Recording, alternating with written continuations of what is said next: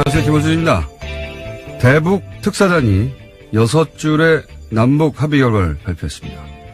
4월 말 남북 정상회담, 문재인, 김정은 한라인, 비핵화 의사표명, 북미 대화 용의, 그리고 남측 공연단의 평양 초청. 하나같이 기대 이상의 성과입니다만 특히 한반도 비핵화는 선대의 유언이라고 밝힌 대목이 중요합니다. 비핵화 없는 항구적 평화체제는 불가능하죠. 한반도는 75년째 정전 상태입니다. 전쟁을 일시적으로 멈춘 상태. 전쟁이 끝났다는 선언을 무려 75년 동안이나 유예하고 있는 거죠. 미국이 그 긴 세월 동안 평화협정을 체결해 주지 않고 있습니다. 올림픽 예술의 단일팀, 한반도기, 동시입장, 응원단, 공연단, 그리고 이번에 합의된 남북 정상회담, 한라인, 그리고 북미 대화 모두 이 한반도 평화체제를 향한 중간 과정일 뿐입니다. 그동안 기회가 전혀 없었던 건 아니죠. 2번의 정상회담이 있었습니다. 이번이 정말 어렵게 찾아온 3번째 기회죠. 이 3번째 기회는 절대 놓치지 말자. 이 기회를 방해하는 자는 결코 용서하지 말자. 김어준 생각이었습니다.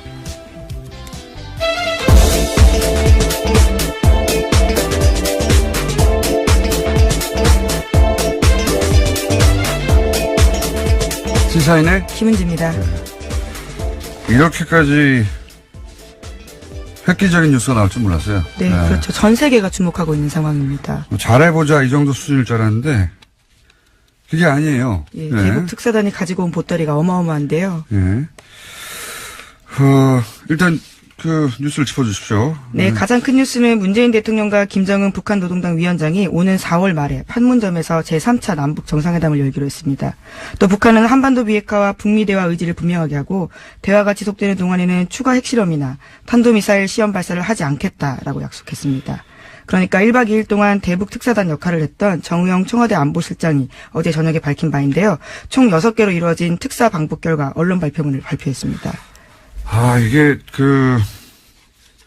요즘 하도 뉴스도 많고, 예. 우리 눈길을 끄는 뉴스가 여기저기서 막 터지고 있습니다만, 이 남북 관계에 있어서 어제 나온 뉴스만큼 큰 뉴스는 없는 것 같아요. 왜냐하면 다른 뉴스는 특정 영역에 영향을 미친다면 이거는 여기 사는 모든 사람한테 다 영향을 미친 뉴스니까요. 여기 보면 정상회담, 3번째니까 그렇다고 넘어가려고 하다 보니 판문점이라는 단어가 남쪽으로 와요, 남쪽으로. 예, 네. 처음입니다. 북한의 최고 지도자가 남한에 오는 것은요. 그러니까요. 지금 김일성, 김정은, 김정일 시대에 이래 75년 만에 처음으로 내려오는 거거든요. 예, 남쪽에 판문점에서 한다. 그리고 한라인이 있긴 있었어요. 근데 지금 이 한라인은 문재인, 김정은 다이렉트 라인이에요. 네, 이제 그것을 설치하고요. 남북 정상회담 전에 첫 통화를 하겠다라고도 밝혔습니다. 네. 그리고 이 두 가지는 그나마 예상됐던 사안인데 예상이 안 됐던 사안이 뭐냐면 물론 남측에서 한다는 거는 아마 이제 그 판문점을 넘어서 이제 그 군사병력을 넘어오는 장면은 굉장히 역사적인 장면이 될 것으로 보이는데요. 예. 거길 넘어올 거 아닙니까? 네, 그렇죠. 예, 굉장한 장면이 될 것 같고 예상치 못했던 건 뭐냐면 이제 비핵화 얘기예요. 비핵화 얘기. 선대 유언이다. 저희가 잠시 후 정세현 장관과 이 문제 자세히 짚어보겠지만 굉장히 획기적입니다. 비핵화. 그리고 체제 보장되면 핵을 우리가 가지고 있을 이유가 뭐가 있어. 이런 이야기. 또 예기치 못했던 게 뭐냐면은 앞으로 이제 4월에 예. 네, 한미 관련된 군사훈련이 군사훈련 있으면 긴장이 고조되고 북한이 그러면 미사일 또 쏘고 이거 어떻게 할 거냐. 연기하자 말자 얘기하고 했었거든요. 연기를 할 수 있느냐 아니냐 막 얘기했는데 군사 훈련 하라는 거 아닙니까, 지금? 네, 정용 네. 실장이 어제 이와 관련된 이야기를 했는데요. 김 위원장이 한 말을 전한 겁니다. 네. 한미훈련을 예전 수준으로 진행하는 것을 이해한다면서 한반도 정세가 안정적으로 진입하면 한미훈련이 조절될 것으로 보인다, 기대한다라고 이야기했습니다. 이게 이제 얼마 전까지만 하더라도 한미훈련을 재개하면 우리도 가만히 있지 않는다. 그렇죠. 핵전쟁 연습이라고 하면서 강하게 반발했었습니다. 근데 이번에 갔더니 한미훈련 해라, 이거 네, 아니에요? 이해한다는 취지의 이야기를 한 건데요. 이 거슬러 올라가면요, 첫 번째 남북 정상회담이었던, 김대중. 네, 2000년이었습니다. 네, 김대중, 김정일. 그 첫 번째 정상회담 때, 이런 얘기를 당시 김정일 위원장이 김대중 전 대통령이 했다고 해요. 좀 만났을 때. 주한미군 주도를 반대하지 않는다. 예전에는 이제 주한미군에 대해서 반대했는데, 아직도 지금 보수 진영에서는 주한미군 철수 가지고 얘기하죠. 북한이 그걸 요구하고 있다고. 아니에요. 그렇게 요구하지 않은 지가 오래됐어요. 그때 뭐라고 그랬냐면, 나중에 보니까, 주한미군 주둔이 동아시아의 이제 권력 균형, 세력 균형, 안정에 기여하는 것 같다. 이게 김정일 위원장이 당시 했던 말입니다. 그래서 통일 이후에도 주한미군이 주둔하는 걸 찬성한다는 발언을 한 지가 벌써 17년, 18년 전이에요. 예. 그런데 이번에 이제 아들, 김정은 노동당 위원장이 이렇게 말을 한 거죠. 한미훈련 해라. 한마디로 말하면. 네, 정용 실장도 우리의 처지를 설명했다고 하는데요. 현실적으로 불가능하다라는 이야기를 했는데 이미 우리 입장에 대해서는 보고받고 알고 있고 부연 설명할 필요가 없었다라고도 했습니다. 한미 군사훈련도 큰 걸림돌이고 그보다 더 큰 걸림돌은 이제 비핵화 관련된 발언이었는데 이렇게 되면 미국이 만나지 않겠다고 할 이유가 없는 거란 말이죠. 예. 예상했던 큰 걸림돌들이 다 없어진 거예요. 그러다 보니까 굉장히 획기적이죠.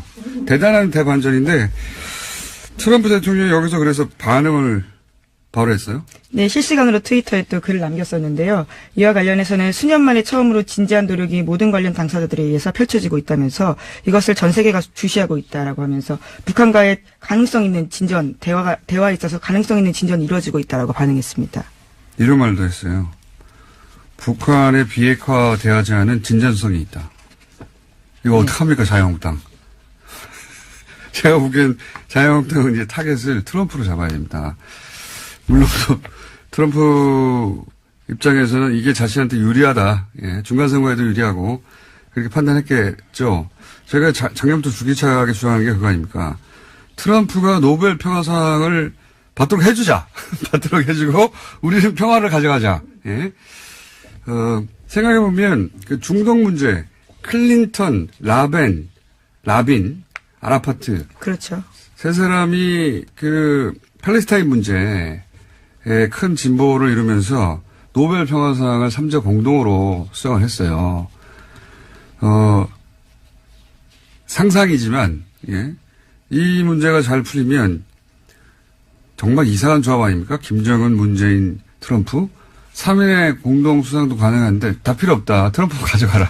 그거 가져가고, 남북 문제가 여기서 됐으면 좋겠는데. 네, 의미 있는 발언들 여러 가지로 또 쏟아냈는데요. 오늘 아침 새벽에 나온 뉴스를 보면 트럼프 대통령이 스웨덴 총리와 정상회담 가지기 전에 기자들과 만나서 북한의 태도에 대해서 또 긍정적으로 평가했다라고 합니다. 그래서 평창 동계올림픽 성공적으로 개최됐다라고 이야기하면서 북한이 아주 좋았다고 생각한다. 이런 식으로 평가도 했습니다. 그게 다 이제 자기 덕분이란 말이죠. 자기 덕분이란 말인데 본인이 그렇게 생각해서 이 사안들이 급속도로 진행이 됐으면 좋겠고, 예. 그리고 방북했던 대북 특사단이 고스란히 이제 정용 안보실장하고 손 국정원장이 바로 미국을 간다는 거 아닙니까? 예, 내일 미국으로 방문해서요. 트럼프 행정부에 대해서 이번 방북 성과를 설명할 방침이라고 합니다. 또 곧 이어서 중국과 러시아, 일본에도 이번 협의 내용을 전하고 협조를 요청할 계획입니다. 그러니까 이 특사단이 예, 뺑뺑뺑 돌고 오는 거예요. 다 뺑뺑뺑 돌고 오고 관련해서도 뉴스 보고 나서 이제 외신들 쭉 뒤져봤는데 굉장히 크게 보도합니다. 외신들이. 당연하겠죠. 지금 트럼프와 북한 간의 긴장 관계에 대해서는 엄청나게 전 세계적 보도가 있었으니까. 네, 지난해 9월에도 저희도 굉장히 많이 말씀드렸었는데요. 그때에 비하면 정말 중대한 반전입니다. 그래서 뭐 르몽드도 탑 기사고 웬만한 외신들은 다 탑 기사예요. 예, 미국 언론도 다 보도하고 있죠 지금. 예. 네, 뉴욕타임스는 이렇게 보도하고 있는데요. 북한과의 관계를 개선하려는 문재인 대통령의 노력이 중대한 이정표를 세웠다라고 했습니다. 또 CNN도요. 북한이 불과 몇 달 전만 해도 미국을 쓸어버리겠다고 선언했었는데 그것을 고려하면 놀랄만한 발표다라고 했습니다. 뭐 중대한 반전, 놀랄만한 발표, 중대한 변화, 뭐 그렇게 생각하지 않을 수 없죠. 반기지 않는 나라가 딱 한 나라 있어요. 일본이에요. 네, 재팬 패싱까지 우려하는 분위기가 감지되고 있다고요. 오늘 아침 한국일보가 전하고 있습니다. 그러니까요. 전 세계에서 이제 놀랍다 혹은 반갑다인데 일본은 당혹스럽다예요. 예. 당혹스럽다. 네, 관방장관이 직접 밝힌 이야기이기도 한데요. 대화를 위한 대화는 지금까지 전혀 의미가 없었다라면서 기존의 입장을 재확인했다라고 합니다. 일본만 싫어하는 뉴스입니다. 현재. 사실은 한반도 정세가 불안한 것이 아베 정권에 큰 도움이 되어 왔거든요. 현재까지. 그런데 이제 자기들 없이 전 세계가 반기고 북한 문제가 급속도로 진전이 되고 그럼 아베 정권의 지렛대 하나가 큰 지렛대 하나가 사라지는 거기 때문에 반갑지 않은 게 확실하고 게다가 이런 큰 국제적 이슈가 돌아가는데 일본이 빠졌잖아요. 예, 전혀 끼지 못하고 있다 보니까 재팬 패싱이라는 이야기가 한 2주 전쯤에 저도 하는 것 같은데 나오고 있고 예, 굉장히 큰 뉴스입니다. 예, 그리고 자유한국당에서는 이제 그렇게 문제 제기를 하죠. 조건부 합의에 불과하지 않느냐 뭐 이런 비판도 있더라고요. 네, 오히려 핵보유국 지위를 인정했다라는 식의 주장도 펼치고 있습니다. 그거는 말이 안 되는 것 같고요. 예. 조건부에 불과하다는 이야기는 이게 월세 계약서도 구석구석 조건으로 가득 차 있습니다. 한 장짜리. 조건이 없는 계약서가 어디 있어요. 협상이 당연히 조건이 있죠. 예. 무조건은 주인하고 노예나 있는 겁니다. 그 자체는 비판이 안 될 것 같고 제가 보기엔 트럼프 대통령하고 보수 정당이 싸워야 될 상황인 것 같습니다. 뉴스 굉장히 큰 뉴스여서 좀 짚어봤고 잠시 후에 정세현 전 장관과도 얘기 나눠보겠습니다. 다음 뉴스는요? 네, 검찰에 한 차례 구속됐다가 구속적부심으로 풀려났던 김관진 전 국방부 장관에 대한 두 번째 구속영장 청구도 법원에서 기각됐습니다. 오늘 새벽 서울중앙지법 허경호 영장전담 부장판사가 밝힌 바인데요. 허 부장판사는 종전에 영장이 청구된 사실과 별건인 본건의 범죄 사실에 대해서 다툴 여지가 있다면서 이미 진행된 수사와 수집된 증거의 내용으로 볼 때 피의자가 도망하거나 증거를 인멸할 염려를 인정하기 어렵다라고 밝혔습니다. 김관진 전 장관이 전 안보실장이 기각됐다. 예. 네, 두 번째는 아니고요. 정확히는 첫 번째 영장은 나왔었는데 구속적부심으로 나왔고요. 이번에 또 두 번째 영장은 또 그렇죠. 기각됐습니다. 세 번째 영장 청구가 들어갈 것 같다. 저는 그렇게 생각이 듭니다. 네, 검찰이 현재 반발하고 있는 중입니다. 자, 그렇고 다음은요. 네, 관련된 뉴스가 하나 더 있는데요. 이명박 정부 시절에 기무사가 대통령 비난 댓글을 단 민간인 누리꾼 정보를 불법으로 수집하고 신원을 파악했다라고요. 어제 KBS가 보도했습니다. 이에는 민간 포털 사업자도 동원됐다라고 하는데요. 이 모든 내용들은요. 또 기무사 문건에 나와 있다고 합니다. 이게 이제 뭐 정치인이나 유명인이나 연예인이나 소위 이제 대중 영향력이 있는 인사뿐만 아니라 그 개인을 상대로 한 거거든요. 예, 그렇죠. 군의 보안방첩부대가 민간인을 상대로 한 겁니다. 예, 진짜 국민하고 싸운 거예요. 예, 그런 내용이 나오고 있는 와중이고 워낙 뉴스가 커서 이 사안이 잘 안 다뤄지고 있는데 묻히고 있는데 반역이죠, 반역. 예. 네, 김관진 장관 시절이고요. 예. 또 기무사가 청와대에 이 내용을 그대로 보고했다고 기무사 문건에 쓰여 있습니다. 그런데 이제 김관진 전 장관이 이걸 축소했다라는 의혹에 대해 혐의에 대해서 영장을 기각했는데 요 사안은 잠시 후에 이정열 판사님이 오늘 할 얘기가 많네요. 예. 나올 테니까 잠깐 또 그때 언급 하기로 하고요. 오늘 새벽에 일찍 일어났더니 잘못 일어나가지고 안 그래도 바람이 새는데 말도 떠듬네요. 다음 뉴스는요? 네, 검찰이 이명박 전 대통령에게 14일 오전 9시 반에 검찰에 나와서 조사받으라고요. 정식 통보했습니다. 검찰 관계자는 지난해 파면 신분이었던 박근혜 전 대통령 때보다 이틀 더 긴 8일을 줬다라고 하면서요. 전직 대통령에 대한 예우를 하고 있다라고 밝혔고요. 또 혐의 입증에 대해서는 자신감을 보이면서 여러 차례 소환할 필요도 없다라고도 밝혔습니다. 다음 주 수요일이군요. 예. 드디어 나옵니다. 예, 저희 이번에 10년간 조사해야 하는데 드디어 포토라인에 서시는군요. 예.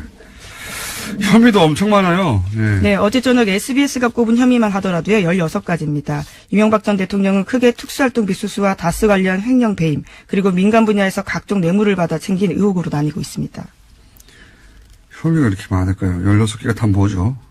어쨌든 요것도 좀 잠시 후 이정현 판사하고 얘기 나눠보겠습니다. 예. 한 가지만 기억해 주세요. 다스는 누구 겁니까? 여기서 시작됐다는 건 뉴스공장에서. 예. 라고 네, 저는. 시사인도 보도를 같이 했죠. 다스는 누구 겁니까라는 질문을 여기서 시작했다는 건 누구 겁니까? 질문이 중요한 겁니다. 올해 질문사항, 마련해 주시고요. 자, 혐의가 너무 많아가지고. 네, 그렇죠. 그리고 저희가 대부분의 것들을 다뤘기 때문에, 예. 대부분 들어본 혐의들입니다. 예, 전혀. 되게 돈과 관련되어 있는 혐의들입니다. 예. 지금, 최근에 나온 뇌물만 해서 100억이 넘어갔어요. 뇌물만 해서. 확인된 거죠. 네, 확인된 것만 그렇습니다. 예, 무슨 여러 가지 해외에서 의혹들 이런 거 다 빼고 뇌물로 직접 받은 것이 확인된 것만 100억 정도입니다. 다음 뉴스는요? 네, 심지어 거기에 2억 더 있다고요. 오늘 아침 한국일보가 보도했습니다. 검찰이 이명박 전 대통령이 또 다른 수억 원의 뇌물을 받은 정황도 확인했다라고 하는데요. 서울중앙지검 특수 2부는 이명박 전 대통령 쪽이 2007년 대선 전후로 ABC 상사 회장 손모 씨로부터 2억 원을 받은 정황을 포착했다고 합니다. 이 업체는 서울 지하철 2호선 강남역 일대에 대표적 명소로 꼽히는 뉴욕제가를 인수 운영했다는 회사인데요. 손 씨는 돈을 건넨 사실을 모두 인정하고 있다고 합니다. 정말 웃긴 뉴스네요.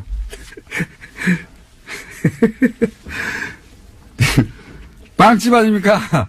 굉장히 유명한 빵집이었죠. 예, 유명한 빵집이 예를 들어서 대기업 체인점도 아니잖아요. 예, 재벌들한테 받았다는 게 아니고 물론 유명한 빵집이지만 강남역에 지금도 있나요? 전통적인 오래된 약속 장소 대명사였죠. 그렇죠. 여기에. 강남역 뉴욕제가는 만남의 장소입니다. 아, 지금은 없다고 하네요. 저희 PD가. 지금은 없는데 굉장히 유명한 빵집이잖아요. 전국에 체인으로 다 있는 것도 아니고 그냥 큰 빵집 아닙니까? 여기서 무슨 뇌물을 또 받았어요. 예, 돈을 건넸다고 인정한 손 씨는요, 이명박 전 대통령 재임 기간에 민주평화통일자문회의 서울시 부의장이 임명됐다라고 합니다. 그 대가가 아닌가 하고 검찰을 의심하고 있다고 하는데요. 민통은 이게 무보수인데 왜 거기에 돈을 주고 갔을까요? 또 거기다가요, 부의장이 임명된 뒤에는 국민훈장 모란장을 받았다라고도 하는데요. 여러 가지 대가성이 있지 않았냐라고 의심하고 있는 상황이라고 합니다. 아니 이 자리가 가서 돈 버는 자리가 아니라고요. 네, 지형유지라는 점을 가시할 수 있는 자리라고 하는데요. 또 그러한 소위 스펙을 통해서 정치권에 진출할 수도 있고 다양한 의미로 쓰일 수 있는 자리죠. 민주평통이 이게 명예직 자리거든요. 예. 그것도 웃기지만 이 빵집에서 돈을 받는다는 게 너무 웃기네요. 빵집에서도 2억을 받았는데 다른 곳에는 안 받았겠습니까? 제가 말씀드렸죠. 이분은 공과사가 분명하다고. 예. 친한 건 친한 거고 마음은 돈으로 표현해야 되는 겁니다. 다. 정말 빵집이 나올 줄이야. 자, 다음은요. 네, 이건희 삼성전자 회장 차명주식 관련된 소식도 계속해서 전해드리겠습니다. 오늘 아침 한겨레신문 보도인데요. 금융당국이 이건희 회장의 본인의 차명계좌에 보유하고 있던 계열사 주식을 처분하는 과정에서 지분 공시를 제때 하지 않았거나 누락했다는 혐의를 포착하고 조사에 들어갔다라고 합니다. 아, 이제야 하는 거군요. 예. 이거 뭐 10년 전에 했어야 될 내용인데 지금 조사하면 뭐합니까 이제. 네, 어쨌거나 조사 결과에 따라서 이 회장이 수억 원대 과징금을 부과받거나 수사기관에 고발될 수는 있다라고 하는데요. 현재 이 회장은 병상에 누워있는 상태입니다. 이건희 회장을 고발하는 게 무슨 의미가 있어요 지금. 예. 그리고 어제 뭐 대략 30억 정도의 과징금 얘기됐잖아요. 아니 그때 차명으로 그때 확인된 것만도 4조가 넘는데 예. 금융당국이 이것을 조사하는 게 아니라 금융당국을 조사해야 돼요. 이때까지 뭐 했냐고. 삼성과 관련해서는 정말 기적 같은 일들이 벌어지는 건 기적. 네. 다른 모두에게는 적용되지 않는 기적이 삼성에게만 적용이 돼요. 예. 이제 조사했다. 예. 그리고 네, 조사에 들어간다라는 거고요. 그렇죠. 금융당국이 이 회장의 뭐 자금의 수상한 흐름을 포착했다. 무슨 의미가 있습니까? 이건 회장을 지금 고소고발 해봐야. 자, 여기까지 하겠습니다. 시사인의 김은지였습니다. 감사합니다.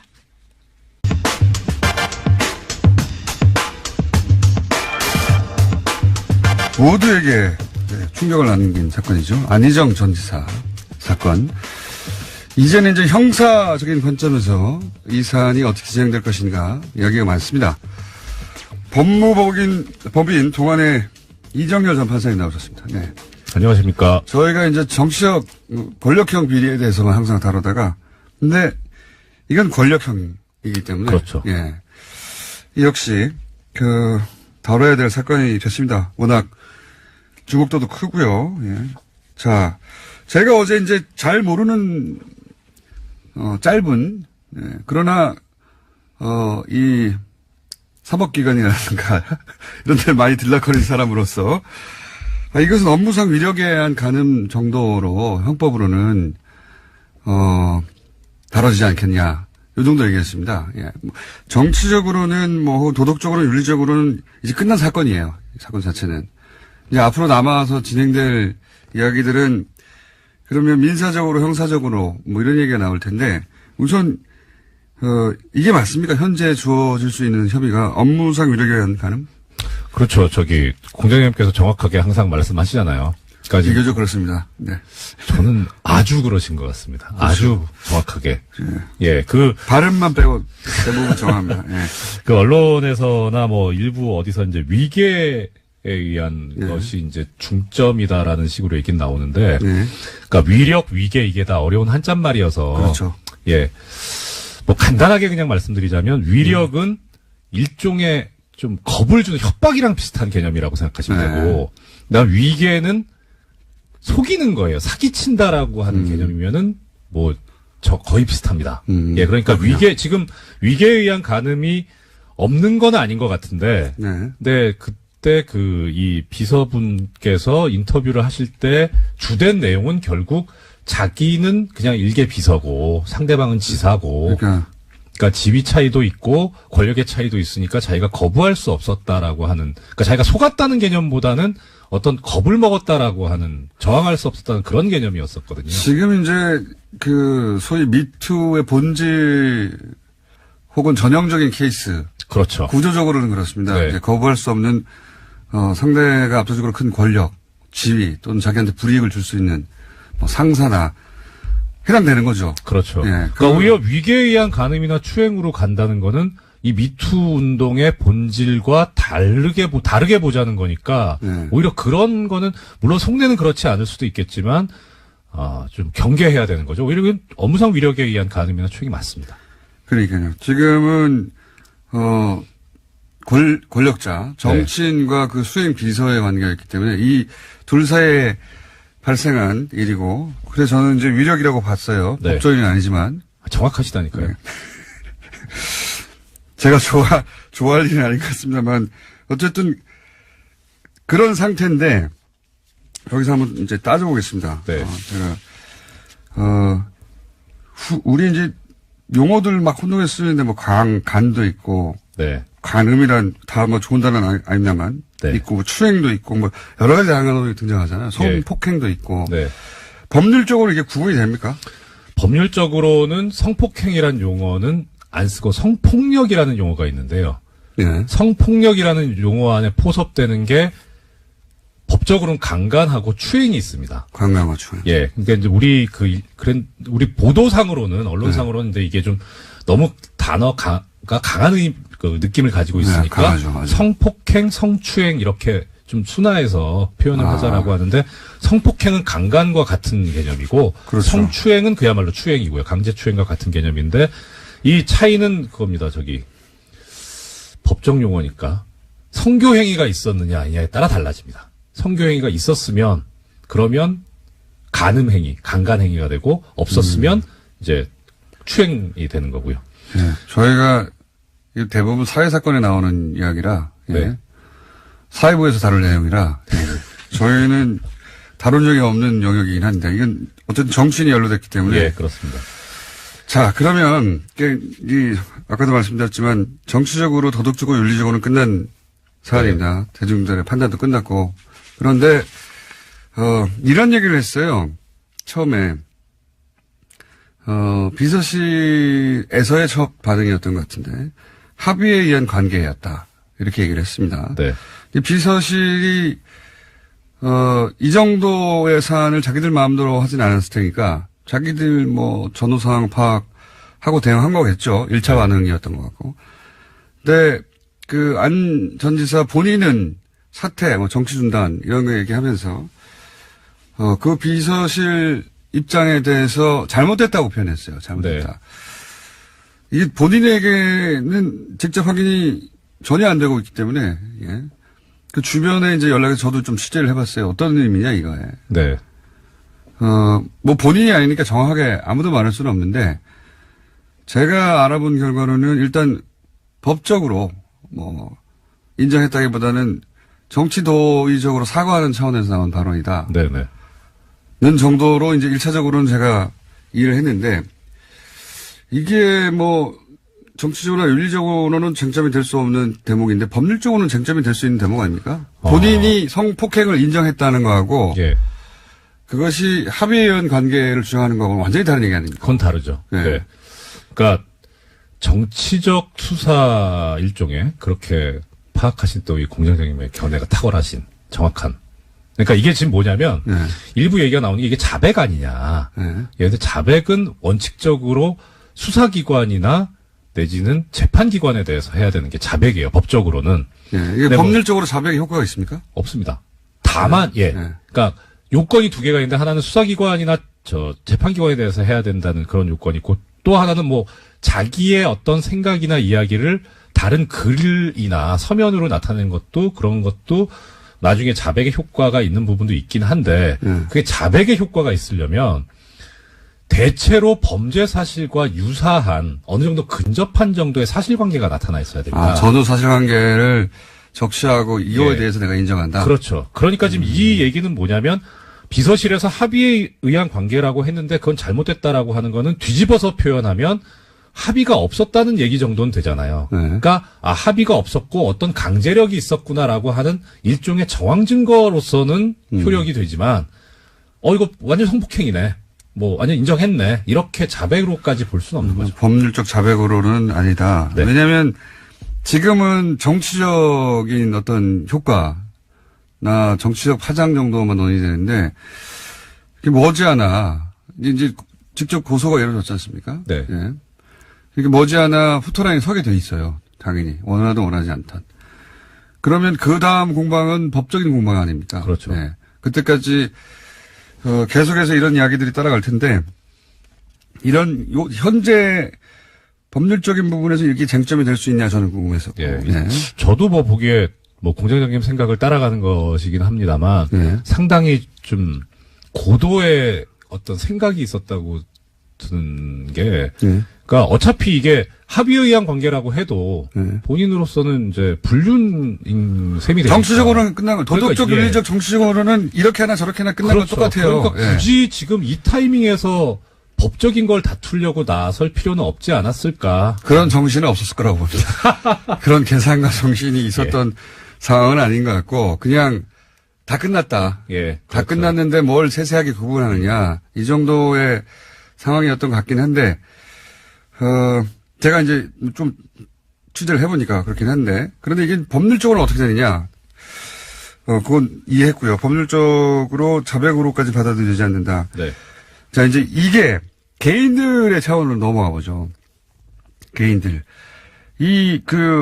뭐 위력이나 위계. 그러니까 네. 소위 직장 내에서의 상하 관계라든가. 네. 뭐 지금 또, 국회에서 또 그 보좌관, 비서관하고 의원 간의 관계에서 나오고. 이 상하 관계는 사실 모든 조직에 다 있잖아요. 그렇죠. 예. 네. 뭘 주의해야 됩니까? 사실은 남성 일반, 그러니까 정치판에 있던 아니면 예. 어느 판에 있던, 이게 여야를 떠나서 사실은 이게 남성 일반한테 경각심을 주고 나 스스로 주의하게 만드는 면이 있어요. 기본적으로 다. 뭐 공장장님께서 그렇게 표현하셨습니다만 주의한다기보다 네. 그냥 하면 안 돼요. 그렇죠. 그러니까 그런 부분을 예. 근데 상하 관계에도 연애는 있어요. 제 말은. 그렇죠. 예. 그러니까 제가 이제 이거와 관련된 그럼 판례를 그냥 소개를 해드릴게요. 표현을 주의해야 됩니다. 예. 표현을 주의. 예. 제 말은 무슨 말씀인지 상하관계에도 연애는 있거든요. 네. 그러니까 그러면 지금 평직원끼리 연애하는 건 아니잖아요. 예. 그런 의미인데. 그러니까 아까 처음에 공장장님께서 말씀 주셨는데 강간과 업무상 위력에 의한 간음이 어떻게 다른 건가라는 이제 문제가 제기될 수 있거든요. 강간은 아시다시피 폭행 또는 협박을 해가지고 한 거를 피해자로 하여금 저항을 완전히 그냥 못하게 해버리거나 아니면 현저히 곤란하게 그런 상태까지 빠지게 해야 되는 게 그렇게 돼 있어요. 현저히 곤란하다. 이거 근데 어려운 표현이에요. 어려운 표현인데 이거랑 대비해 보시면 돼요. 그러니까 이 업무상 위력에 의한 간음은 업무상 위력은 이 강간에 있어서의 강제보다 훨씬 다운돼 있습니다. 그렇군요. 강도가 약해요. 근데 어떻게 표현하고 있냐면 판례에서는 이때 이 위력이라고 하는 거는 그냥 자유의사를 억압하기에 충분한 정도면 된다. 이게 그거군요. 이게 소위 이제 자유의사. 그러니까 완전히 자신이 자신의 의지로 결정을 하는 게 아니라 거기에 영향을 미칠 정도의 지위나 압력, 그게 뭐 무언이든. 그 판례를 그대로 얘기하시네요. 그래요? 네. 그렇게 나와 있습니다. 유형적이든 무형적이든 묻지 않고 폭행 협박뿐만 아니라 사회적, 경제적, 정치적인 지위나 권세를 이용하는 것도 가능하다. 판례 이렇게 나와 있습니다. 이미 그렇게 나와 있군요. 그러니까 지금 이제 사람들이 오해하기를 아니 내가 팔을 끌어당겼어. 아니면 내가 뭐 때렸어. 라고 하는 것으로 피해질 수 있는 게 아니라는 거죠. 그렇죠. 그러니까 이번 사안에서도 피해자분이 그렇게 얘기하셨잖아요. 저분은 지사고 나는 비서에 불과하기 때문에 내가 어떻게 할 수 없는 상황이었다라고 하는 게 이 판례하고 맞아요. 그렇군요. 정확하게 이 판례하고 맞는 거군요. 전형적인 미투에 해당되는. 그렇습니다. 모르겠습니다. 재판장에서 또 다른 얘기가 나올지는 모르겠으나 지금 현재 이 사건은 정확하게 미투에 해당되는 사건. 법조에 가면 이런 사건은 또 다른 얘기가 나오긴 하긴 했었습니다. 과거에 사례를 보자면. 근데 지금은 그런 얘기할 필요가 없는 거고요. 그렇죠. 이게 그러니까 팔을 당겼다. 뭐 때렸다. 막 폭력을 가해서 억지로 목을 졸랐다. 뭐 이런 것까지 안 가도 된다는 거예요. 내가 때렸어. 아니면 뭐 그렇죠. 폭력을 썼어. 강제로 했어. 이 말은 해당되지 않는다는 겁니다. 이 사안에. 그렇죠. 그거 굉장히 명심해야 될 사안이에요. 그러니까 그냥 뭐라고 표현해야 되죠? 이상 야릇한 내가 만약에 던졌는데 내가 그 말을 듣지 않을 경우 내가 예를 들어서 월급이 절반으로 떨어진다든가 해고가 될 수 있다. 해고가 된다든가 아니면 뭐 인사고과에서 불이익을 받을 수 있다든가. 그 점을 이용한 그렇죠. 그걸 위력이라고 표현한 거죠. 그리고 여기에 판례가 하나 더 추가하고 있는 건 이겁니다. 현실적으로 피해자의 자유의사가 억압될 것임을 요하는 것도 아니다. 그러니까 현실적으로 겁을 먹지 않아도 돼요. 그냥 그런 지위에만 있으면 그렇게 되는 거예요. 이거 진짜 어렵네요. 두 번째 앞에까지 이해했는데 두 번째 현실적으로 피해자 겁을 안 먹어도 된다는 거예요. 그냥 그 지위에만 있으면 돼요. 이거 좀 과한 거 아닙니까? 피해자가 상대가 겁을 먹지 않다는 건 상대방도 자유의지에 선택했다고 볼 수 있는 거 아닌가요? 그러니까 그거는 거꾸로 이제 조금 아까 말씀드렸던 위계에 의한 경우에는 그건 비록 속아서 착오를 일으켰지만 자유의지가 있잖아요. 위계의 경우는 그렇다. 근데 이제 위력의 경우에는 그래요. 그냥 그 존재 자체가 있는 것 자체가 그렇다는 거거든요. 그러니까 이게 사실 판례가 이렇게까지 가고 있는 이유는 우리 애청자 여러분들도 그렇지만 우리나라 이 성폭행 관련 판례가 너무 엄격하다고 얘기하고 있잖아요. 그러니까 쉽게 인정되지 않는다는 거죠. 그렇죠. 그러니까 현실적으로 반항을 하지 않으면 성폭행이 안 된다고 이렇게 하고 있는 거 아니냐는데 그것도 오해가 있기는 하지만 아무튼 그건 그렇더라도 지금 저 업무상 위력에 의한 간음 이 부분을 완전히 폭넓게 인정을 해버림으로써 그 부분을 좀 상쇄를 시키고 있어요. 그렇군요. 우리 법 현실이 이러하기 때문에 또 사회 인식이 이러하기 때문에 여성의 관점에서 법률을 해석하는 경우가 오랫동안 없었기 때문에 거꾸로 이걸 폭넓게 인정한다. 그렇죠. 그러니까 사실 또 역으로 보면 이런 업무상 위력에 의한 간음죄라는 게 있기 때문에 강간죄의 성폭행 범죄의 폭이 좁아질 수밖에 없어요. 이렇게 이걸 넓혀 놓으니까 그쪽은 좁아져야죠, 사실. 그렇군요. 세상의 모든 걸 다 해결할 수는 없긴 한데 한 가지 법으로 여기서 근데 제가 처음 알았던 건 피해자가 예, 현실적으로, 예. 자유의 제약을 전혀 받지 않았다 하더라도. 전혀까지는 아니더라도, 그러니까, 그런 제압을. 정확한 표현이 뭐죠? 문장 그대로 읽어드릴게요. 네. 이 경우에 있어서의 위력은 현실적으로 피해자의 자유의사가 제압될 것임을 요하는 것은 아니다. 아, 자유의사가 제압될. 그러니까 본인은 자유롭게 선택했다고 생각한다 하더라도. 네. 야, 여기서부터 어렵습니다. 자. 이해가 안 가시는 거지. 여기서 네. 이명박 전 대통령, 그러니까 이해는 했어요. 네. 무슨 말인지. 예. 요 구도 안에서는. 네. 하고 제안한 거잖아요. 예, 그렇죠. 그러니까 위력이 분명한 상황 하에서는. 네. 본인이 설사 자유의지가 제압됐다고 스스로 인식하지 못하더라도. 네. 이미 위력이 발휘된 상황이기 때문에. 그렇죠. 이런 말이잖아요. 그렇죠. 자, 다른 얘기도 해야 되는데, 이명박 전 대통령 혐의 관련 얘기도 해야 되는데, 정세현 장관이 이미 연결됐기 때문에, 예. 네. 일단 여기서 끝내고 다시 한번 해야 될 것 같습니다. 네. 이명박 전 대통령 혐의는 내일은 모레 다루겠습니다. 여기까지 하겠습니다. 이정효 전 판사였습니다. 네, 고맙습니다.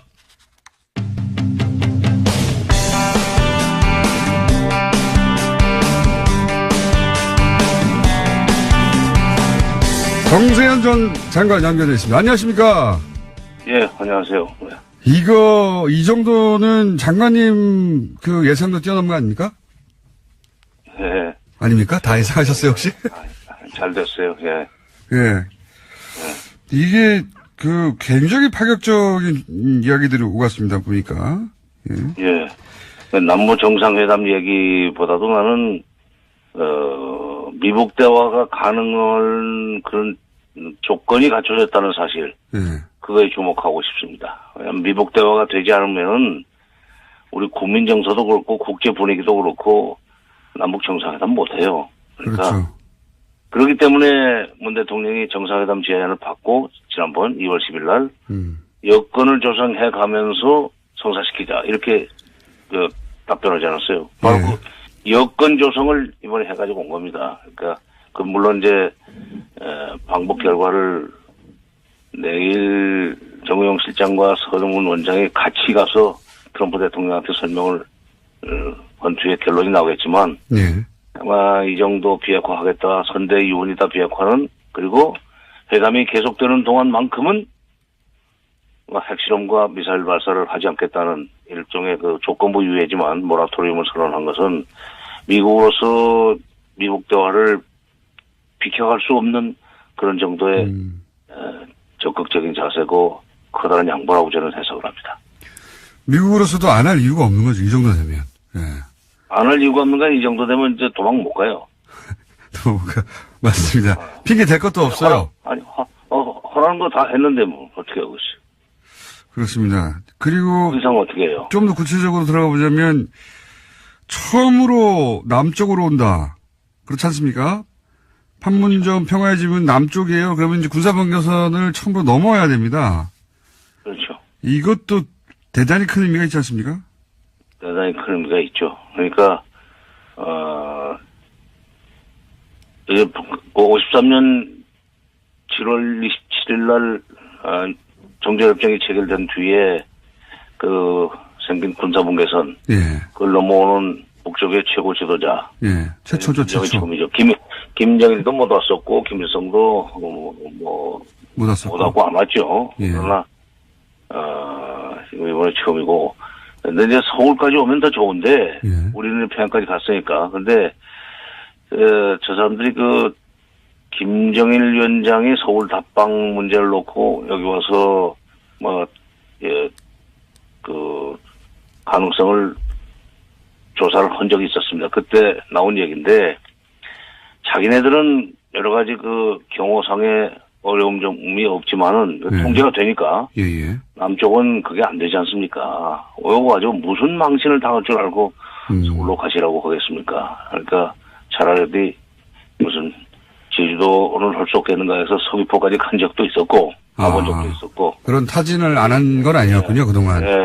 2002년 말 2003년 초에는 제3국에서 블라디보스토크에서 만나면 어떠냐, 약속은 지켜야 되겠고 그렇기 때문에 그런 제안도 있었는데 그때 판문점을 생각했더라면 참 좋았을 텐데. 그러니까 2000년 정상회담 이후에 이게 네. 군사분계선을 넘어오는 장면은 아주 역사에 남을 장면이 될 것 같습니다. 예. 그렇죠. 그러면 더구나 거기서 회담을 한다는 것은 남북 간에 남북이 지금 이런 현실에서 살고 있다. 네.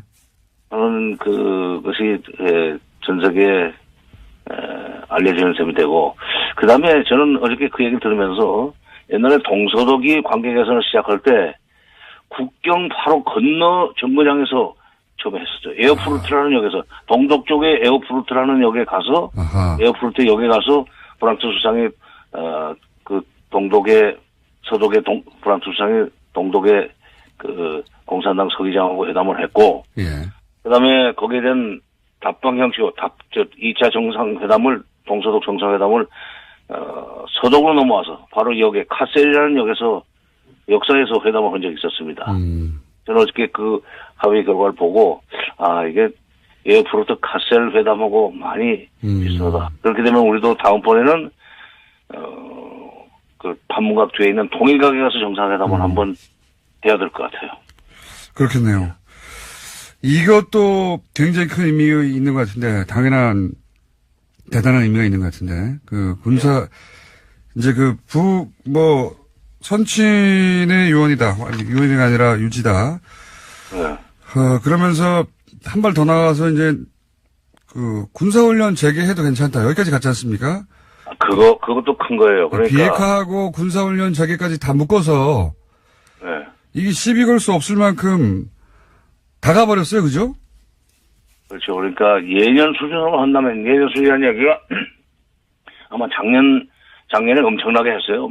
괌에서 B1B가 뜨고 이른바 전략 자산이 그냥 왕창 떠가지고 북한을 정말 겁나게 했는데, 이번에는 그러니까 그런 거 안 나오고 그냥, 말하자면, 병력 훈련, 그러니까 재래식 병기를 가지고, 그 다음에 또 규모도, 병력 규모도 그렇게 크지 않게 하는 거야.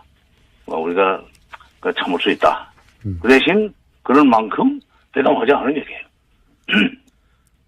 맞습니다. 이제 대화의 전제 조건으로 삼았던 것들이 그리고 그 전제 조건이 굉장히 해결하기 어려울 것이다 라고 했던 것들이 이제 걷어졌습니다. 이렇게 되면 북한으로서는 미국과 반드시 대화하고 싶다 이런 거 아니겠습니까?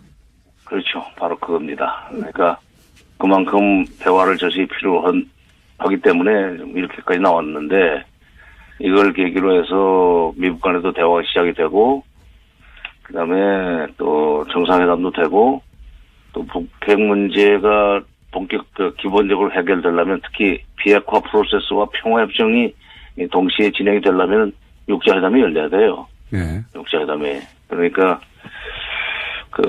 이거 지금 미국 설명 끝나고 정의용 실장은 중국 러시아를 가고, 서훈 원장은 일본을 가는 걸로 돼 있어요. 네. 육자회담 참가국들 다 도는 겁니다.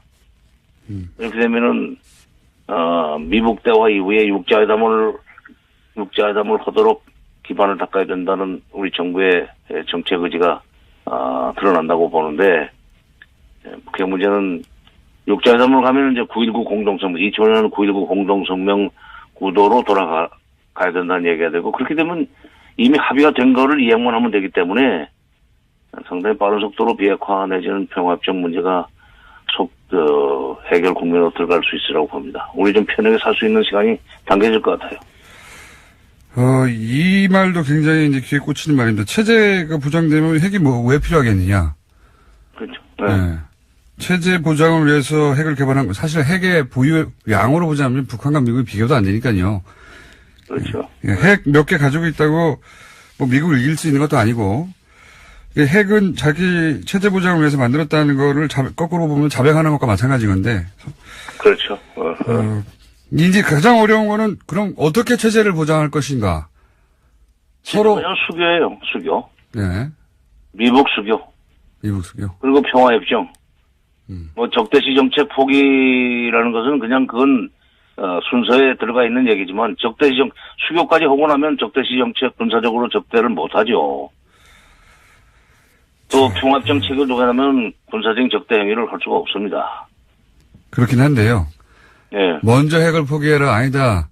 뭐 이런 얘기도 왔다 갔다 할 거 아니겠습니까, 또. 그죠? 아니, 근데 이제 그거는 9.19 공동성명 얘기를 제가 왜 하냐면 9.19 공동성명에는 모든 약속은 말 대 말, 행동 대 행동으로 이행한다. 말 대 말, 이렇게 행동 대 있었는데, 행동 대 행동으로 가면은 되죠. 그러니까 딱 보고, 핵폭이 하는 거 보고 평화협정. 알겠습니다. 거기서 그 자리에서 바꾸면 되는 거 아닙니까? 정세현 장관이었습니다.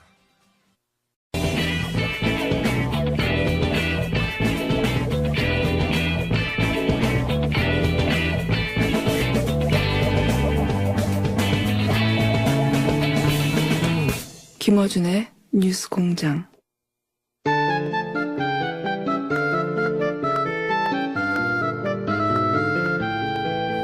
노려즘 정의당 노회찬 원내대표 나오셨습니다. 안녕하십니까. 안녕하십니까. 요즘 놀랄만한 뉴스가 매일매일 터져가지고요. 그렇습니다. 네. 안희정 지사도 놀랄만 했는데, 바로 다음날 또 남북 관계 뉴스는 엄청난 뉴스입니다. 정말. 근간에 보기 힘든 아주 큰 변화의 조짐이 지금 나타나고 있죠. 이러다가 갑자기 통일되는 거 아니야 싶은 생각이 든다는 분들도 계시고요. 뭐 그렇게 해야 갑자기 되겠습니까만은. 근데 이제 불과 6개월 전만 해도 거의 매일이죠. 예, 전쟁 난다. 아니다. 트럼프가 뭐라고 했다. 이런 뉴스로 도배됐었잖아요. 이렇게까지 급진전될 줄은 정말 누구도 상상 못했을 것 같은데. 일단 파견됐다 돌아온, 예. 지금 뺑뺑이로 돌 예정인 우리나라뿐만 북한 갔다가 미국 갔다가 러시아 갔다가 뺑뺑이 도는 것 같아요. 예. 내놓은 합의 어떻게 생각하십니까? 예, 바로 한 달 전만 하더라도 당시에 이제 김정은 친서를 가지고서 이제 김여정 특사가 방남하고 이랬을 때 예. 많은 언론에서 이제 남북 정상회담에 가까워진 게 아니냐라고 이렇게 거기까지는 생각했죠. 예. 했을 때 그때 문재인 대통령이 뭐라고 이제 얘기했냐면 아직은 우물가에서 숭늉을 찾는 길이다 이렇게 얘기했는데 지금 우물물로 숭늉을 끓이고 있다. 예. 지금 그 상황이거든요. 우물물로 숭늉을 끓이고 있다. 그래서 저는 굉장한 이제 중요한 진전이 있다고 봅니다. 특히 이 내용 중에서 우리 유심히 봐야 될 게 뭔가면은 한국과 북한과의 대화는 앞으로도 계속 이어질 거예요. 예. 그러나 미국과 북한과의 대화가 더 중요하고 사실은. 그렇죠. 예. 거기 안 풀리면 다 안 풀리는 근데 거예요. 투 트랙을 다 가는데 예. 먼저 한국과 북한과의 대화가 먼저 떠나고 예. 여기서 뭔가 이렇게 서로 탐지하고 장애물을 제거하고 이러면서 그걸 보고 미국이 이제 뒤에 가는 예. 일종의 팀추월. 팀추월. 예. 그래서 사실은 미국이 중요한 거예요. 그렇죠. 미국이 뒤처지면은 우리가 아무리 빨리 나가도 소용이 없는 거예요. 미국이 뒤처진 정도가 아니라 안 나오려고 아니면 안 뛰어 뭐 이런 거 아니에요. 거꾸로 뛴다거나. 그러니까요.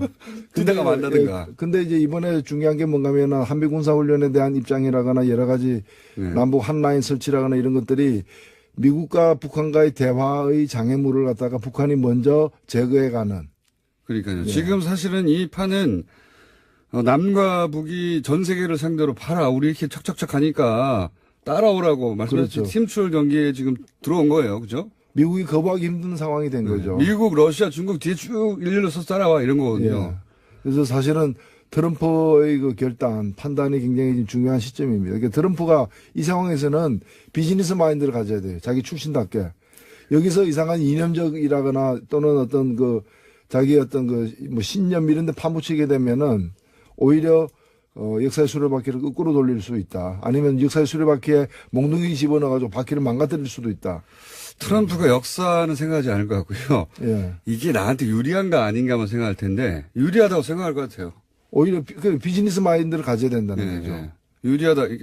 이거 나 재선이나 중간선거 유리한 것 같은데 내가 이 북한 문제를 다 해결한 사람으로 부상할 수 있을 것 같은데 이런 생각을 하지 않을까.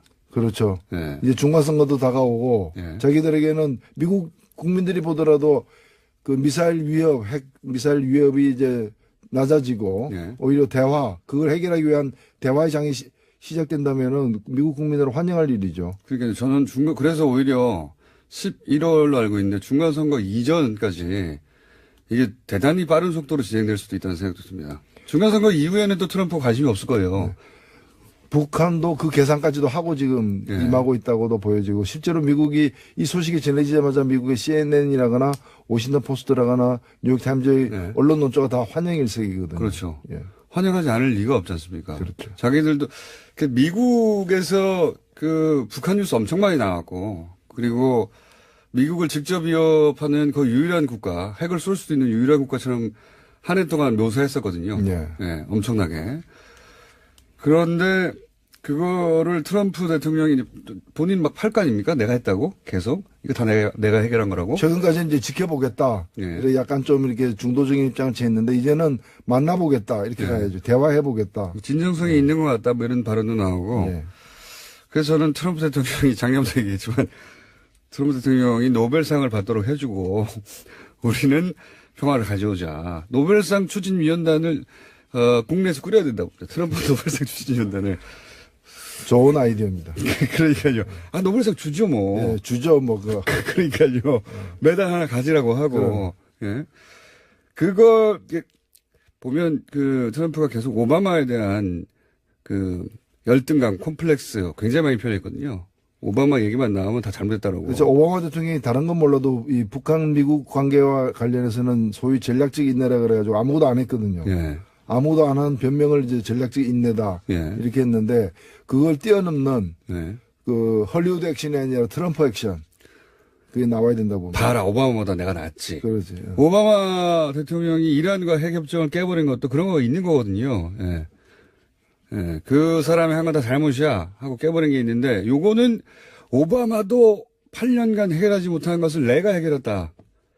사실은 뭐 클린턴 부시 오바마로 이어지는 20년 동안 해결 안 된 그 문제죠. 이 난제를 갖다가 과거보다 더 안 좋은 조건, 예. 핵 능력이 훨씬 더 이렇게 더 고조된 예. 북한을 상대로 해서 이걸 해결한다는 것 자체가 굉장히 큰 역사적 업적이 되죠. 그래서 저는 뭐 트럼프 노벨 평화상 전혀 불만 없다. 트럼프 노벨 평화상 추진위원회 국내 시민단체가 하나 결성하는 게 좋지 않겠는가. 2번 줄 수도 있다. 2번 줄. 1년에 한 번씩이니까 한 2번 정도는 줄 수 있다. 특히 이제 여기서 남측에서 회담하기로 했단 말이죠. 그것도 굉장히 큰 상징성이 있는 거죠. 처음이죠. 역사적으로 처음 내려오는 거죠. 6.25 때 내려온 거 말고는 그러니까요. 75년 만에 대화를 위해서는 처음 내려오는 처음 거죠. 내려오는 겁니다. 남측 평화의 집에서 이걸 건넜다는 게 중요한 거 아닙니까? 예, 군사합니다. 사실은 문재인 대통령이 평양 가는 것보다 예. 김정은이 이 판문점 남측 지역으로 내려오는 게 더 큰 의미가 있다고 저는 봅니다. 훨씬 더 큰, 네. 훨씬 더. 여기서 이제 예상 가능한 그림은 체포하라고 이제 또 나오겠죠. 일부 이제 보수단체가 체포하라고 하고, 교회에서도 체포하라고 하고 그런 얘기 나올 것 같긴 합니다. 나올 것 같긴 한데, 거기에 기울이는 분들은 많이 없을 것 같고요. 워낙 큰 사건이라. 네. 그죠. 분계선을 남는 그 장면이 이제 아마 전 세계 외신을 타겠죠. 굉장히 큰 상징적인 장면. 그리고 한미 군사훈련 하라. 이거 굉장히 큰 겁니다. 네.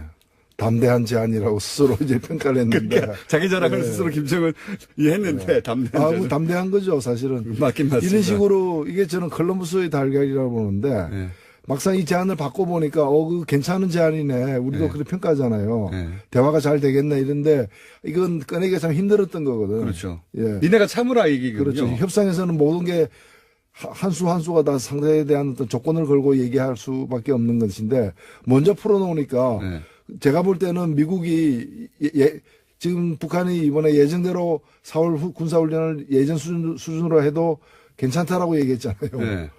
마치 훈련을 허가해주는 사람, 승인해주는 어떤 사람처럼 오히려 마음을 비움으로써 더 우월한 지위에 서는 거죠. 그래서 미국이 사실은 좀 난처하게 된 거예요. 그냥 하면은 네. 허락받고 하는 사람 되잖아. 그러니까 미국도 좀 담대하게 폼 잡으려면은 좋아, 규모 축소하겠다.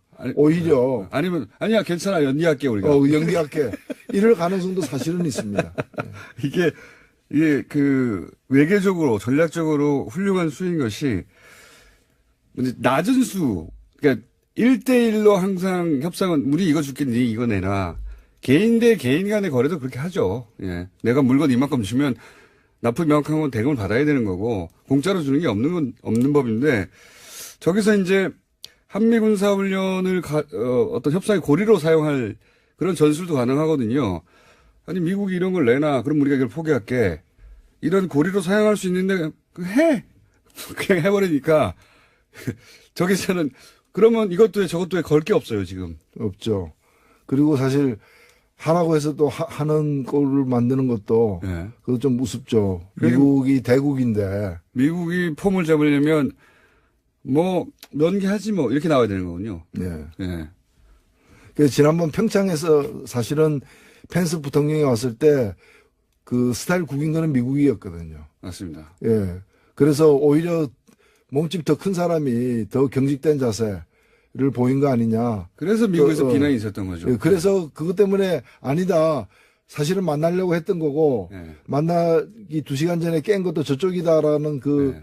공개하면 안 되는 얘기를 공개한 것도 미국이 공개한 그거 거잖아요. 공개했다고 또 비난받았어요. 네. 네. 그게 이번에 이제 확실히 뭐랄까 김정은 체제에서 한 3대 쌓인 나름의 전략이 있고 그게 뭐랄까 폭발적으로 모든 걸 진행시키고 있다. 예. 걸림돌이 지금은 일단 대화까지는 없어진 셈입니다. 대화까지는. 날짜가 잡히지 않겠는가.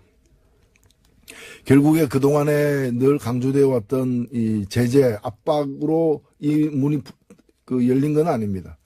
오히려 지금 정부가 이 평창 올림픽이라는 절호의 기회를 갖다가 아주 적극적으로 잘 활용해가지고 평창 올림픽에 오는데 조건이 필요 없잖아요. 네. 올림픽 참가할 자격이 있는 나라니까.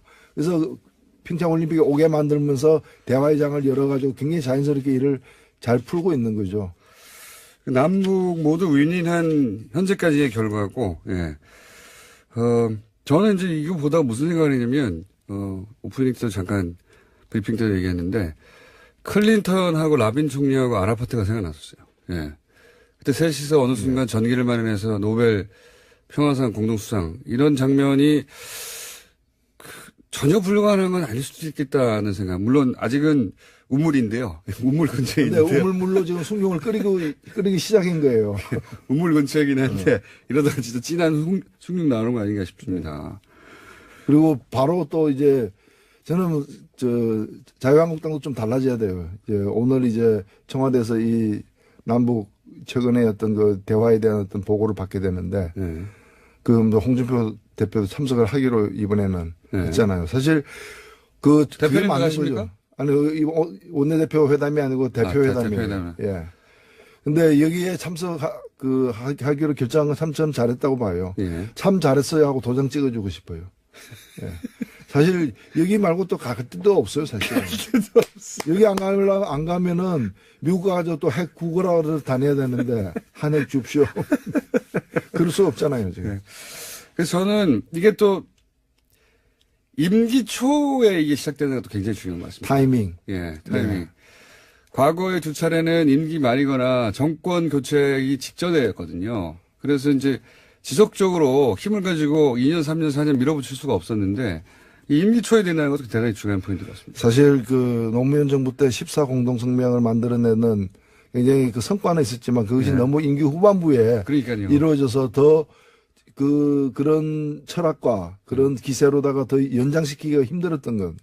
근데 이번에는 이제 아주 임기 초반에 예. 1년도 채 안 돼서 이걸 만들어냈기 때문에 앞으로 그 남은 시간이 굉장히 중요하다고 봅니다. 트럼프도 마침 중간 선거가 있고요. 그렇죠. 예. 또 당연히 이제 그 연임을 향해서 달려갈 것이고 그러다 보니 굉장히 절호의 타이밍이다. 이 타이밍 올해를 놓치면 안 된다. 예. 이 문제를 풀거나 아니면 풀 가능성이 높아진 상태가 되면은 그 트럼프 연임은 보장된다고 봅니다. 저는. 제가 보기에는 그 이야기를 계속 트럼프한테 해줘야 된다고 봐요. 트럼프 트윗 팔로우 단을 꾸려가지고 한국에서 트위터에다 올려버려. 계속해서 트럼프 트윗에다가 이렇게 하면 당신이 재임 낼 수 있다고. 노벨 평화상 1년에 한 번씩 주겠다. 주지는 못하더라도 주라고 운동을 하겠다 우리가 한국에서. 자, 트럼프가 가진 독특한 대단히 이기적이지만 이기면서 동시에 이제 비즈니스적이고 독특한 캐릭터를 지금이야말로 잘 이해해서 활용할 때가 왔다. 이런 생각이 들고요. 예. 우리가 예상하는 것보다 훨씬 빠른 속도로, 예. 일이 진행되고 있다. 예. 그렇습니다. 자, 그리고 안희정 지사 사건 말이죠. 저희가 우리 2부에서 잠깐 다뤘는데, 대한민국의 많은 남성들이 알아야 될 내용이 뭐냐면, 법률적인 관점에서 다뤄봤는데, 위력에 의한 가늠. 이 경우는 상대방이 자유의지가 있는 상태에서 이 선택을 했다는 것조차도 따지지 않는다는 거죠. 그렇죠. 예. 그 위계와 그 지위, 그 위력으로, 혐의가 인정되기 때문에 이거, 대한민국 남성들이 다 알아야 됩니다. 예.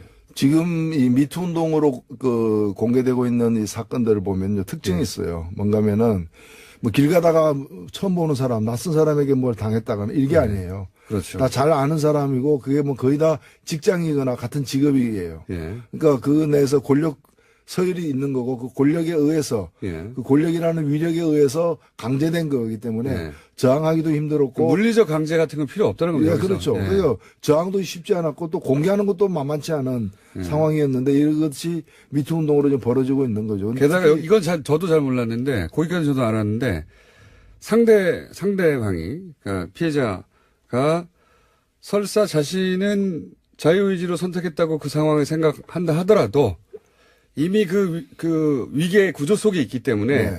그것이 본인의 완벽한 자유의지가 아니라고 법원 판단하는 거죠. 그렇습니다. 예. 그 대목을 유념해야 된다. 형량도 남성들은. 더 높아요. 자, 이게 이제 제가 이제 변곡점이 되는 사건이라고 한 것이 그동안 이제 문화예술계에만 있다가 이게 본격적으로 정치 권력을 향한 미투가 그것도 차기 원투 정도 순위에 있던 상대를 향한 미투가 있기 때문에 이 뉴스가 여의도에는 어떤 여파를 미치고 있습니까? 네, 어저께도 제가 뭐 다른 당 의원들도 좀 만나고 이랬는데 벌써 뭐 여러 이름들이 물론 아직 확인된 건 아니지만은 네, 여의도 안에서 네, 여러 이름들이 거론되고 있어요. 여야를 망라해 여야를 망라하고 또 전현직을 다 망라해서 예. 그 중에 뭐 밝혀질 것도 있고 밝혀지지 않을 것도 있긴 하겠지만 여의도도 엄청나게 긴장했죠. 예. 저는 이 미투 운동이 굉장히 고통스러운 예. 이 장면이지만은 이것이 숨겨지는 것보다는 이 드러나서 문제가 해결된다는 점에서 저는 굉장히 소중한 기회라고도 생각됩니다. 한국 사회가 변하기 맞습니다. 위해서도 미투 운동은 끝이 아니라 이제 시작이 아닐까 그렇게도 봅니다. 제가 이제 계속 주장한 바는 이걸 정치적으로 이용하려면 안 된다. 이 지적을 계속 하는 건데, 정치적으로 이용하려고 하는 시도는 차단한데, 이 여야를 넘어서 어떤 인계점을 넘어가야 되거든요. 모든 운동이 그렇지 않습니까? 그럼요. 인계점을 넘어가서 그것이 이제 사회문화적인 시스템이 되고, 예. 그게 모든 사람이 인지하는 조건이 되어야 되는데, 그 지점을 향해서 계속 가야 되는 거죠, 이건.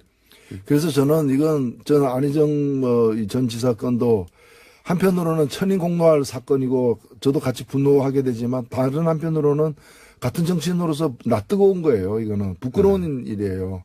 그래서 스스로 좀 성찰하고 자성하는 계기로 삼아야지 이걸 가지고 그래 너희 당 그렇지 뭐 이런 식으로 충남에서 후보 내지 마 바로 나오잖아요. 예. 예. 아 그러면 그 당은 뭐예요? 그 당은 한국에서는 후보는 못 내야지.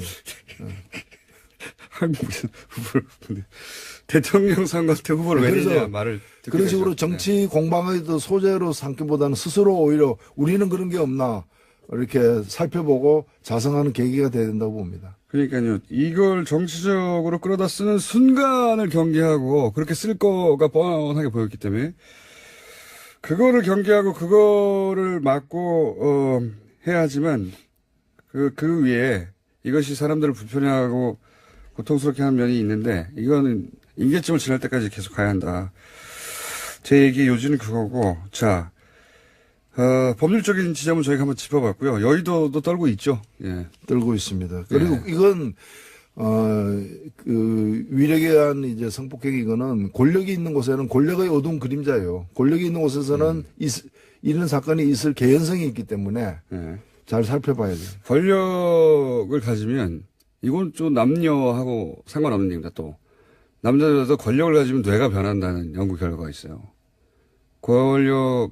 저 사람 변했네? 이런 얘기 하잖아요. 근데 눈빛이 달라졌네. 실제 뇌가 변한다. 권력을 가지게 되면. 충분히 일리 있는 얘기입니다. 예. 이 권력에 의한 이제 폭력을 미투가 고발하고 있는 겁니다. 그 권력이 없었을 때 생각하지 못했던 네. 그런 여러 가지 어떤 생각들을 하게 되고 그게 행동으로까지 이어질 그 가능성이 권력을 있는 확인하는 데서 쾌감을 느끼는 거죠. 기본적으로 뇌가. 그럼 뇌가 변한다고 해요.